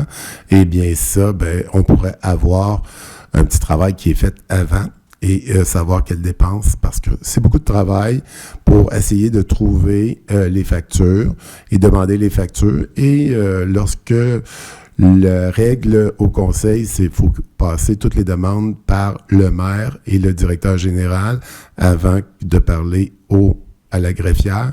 Bien, je trouve que ce processus-là n'est pas transparent et ça rend très mal à l'aise certaines personnes de demander et par la suite, de dénoncer s'il y a eu des excès. Eh bien, on rembourse et c'est tout. Est-ce qu'il y a d'autres personnes qui aimeraient ajouter? Monsieur Leroux? Merci, monsieur le maire. Écoutez, je vais être un petit peu impertinent. Je vais proposer qu'on reporte à la prochaine séance du conseil le point sur l'ordre du jour pour qu'on puisse justement pouvoir prendre connaissance des documents, parce qu'encore une fois, on les a eus dans un délai très, très, très court. et à ce moment-là, avoir une meilleure vue d'ensemble et pouvoir réétudier tous les documents et règlements qui s'appliquent présentement. Est-ce que M. Trudeau?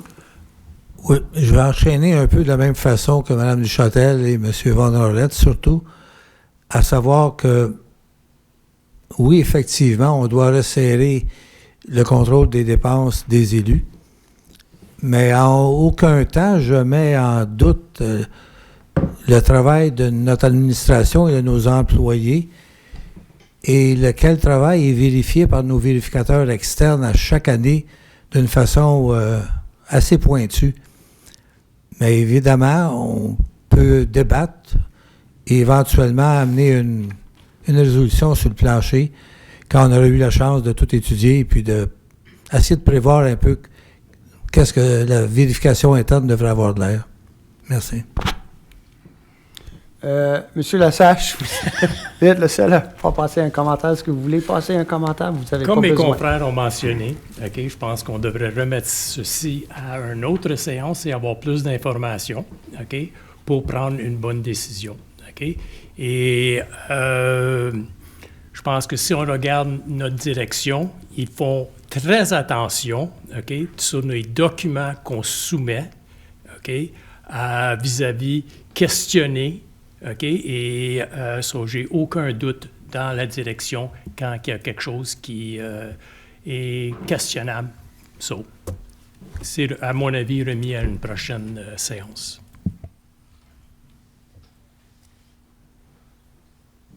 Est-ce que je peux avoir la parole? On va procéder à un vote à ce point-ci, non, M. Brault? Ben, c'est juste pour M.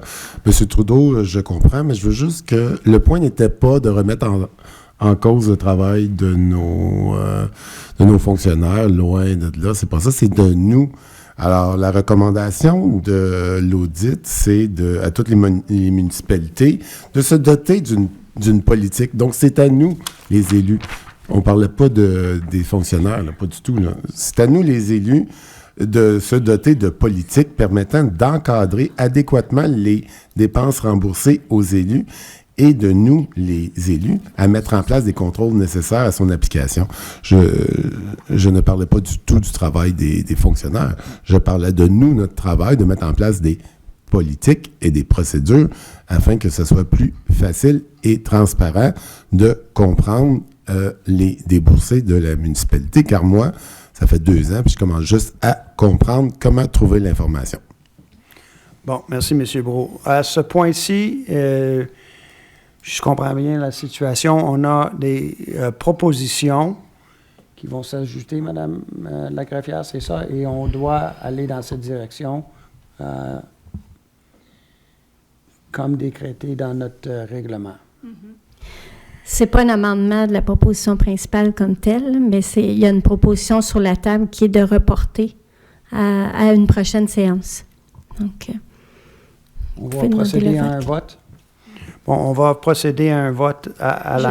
Juste sonner de ça. Je pense que M. Brault veut intervenir. Oui. Juste une question de procédure pour bien comprendre. J'ai fait une résolution. Il ne faut pas voter la résolution et ensuite avoir une autre... comme la proposition de M. Leroux. Donc, il ne faut pas commencer par voter sur la première résolution sur la table. Normalement, on voterait sur le sous-amendement avant de voter sur la proposition principale. Mais...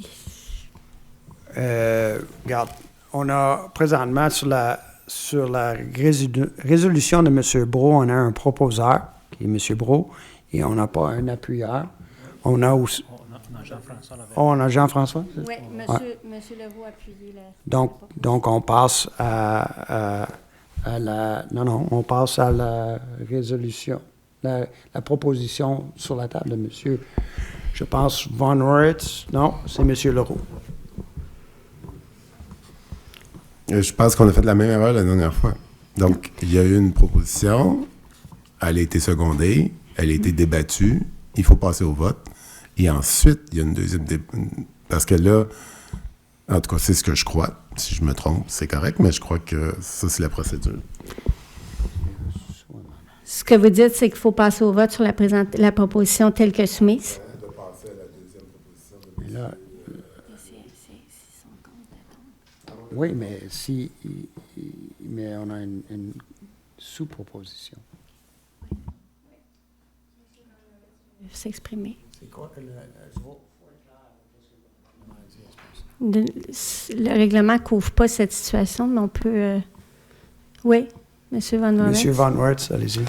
Je crois qu'il faut voter sur l'amendement parce que si on vote sur la première résolution et c'est abattu, on ne peut pas justifier d'autres discussions sur le sujet parce que c'est plus sur l'ordre. Ben, il n'y a pas de 9.2. Donc, pour moi, il faut voter sur le premier point. Ben, l'ajout de l'amendement et à la suite parce que c'est mon logique.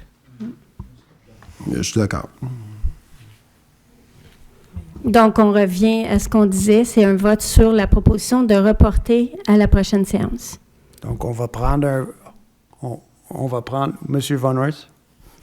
Si je peux parler à cet amendement, je vais voter contre le repousser. Je pense, comme j'ai déjà dit, je suis contre, mais je préfère qu'on le rebâtit plus de tout simplement le repousser. Donc, juste pour expliquer pourquoi je vais voter contre même le repousser.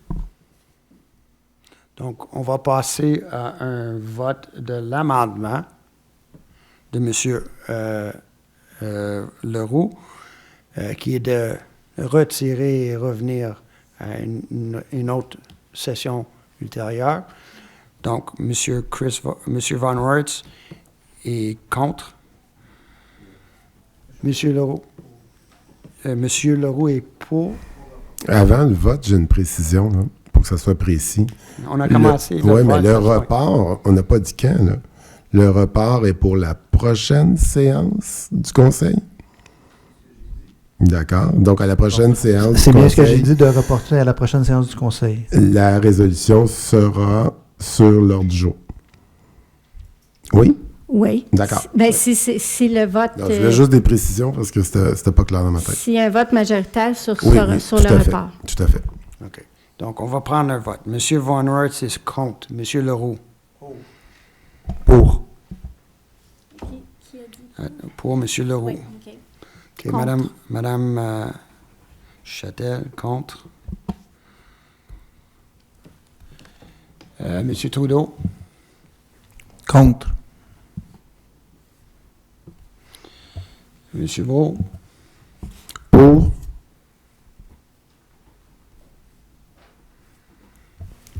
Contre. Merci, M. Lesage. Donc, c'est 4 contre, 2 pour. Et donc, on va passer à un vote de la proposition de M. Brault. À ce point-ci, on va recommencer. Là, on parle de la résolution proposée par M. Brault. Donc, M. Leroux. Contre. M. Van Werth. Contre. Madame Duchâtel. Contre. M. Trudeau. Contre. M. Brault. Pour. M. Lesage. Contre. Bon. On est 5 contre, 1 pour. La résolution ne passe pas.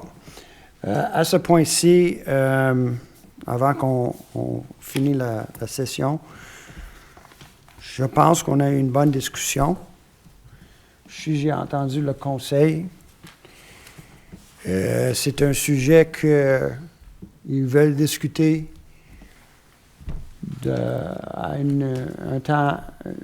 dans un prochain temps. Et je crois que ça implique le département de la greffe et de finances aussi.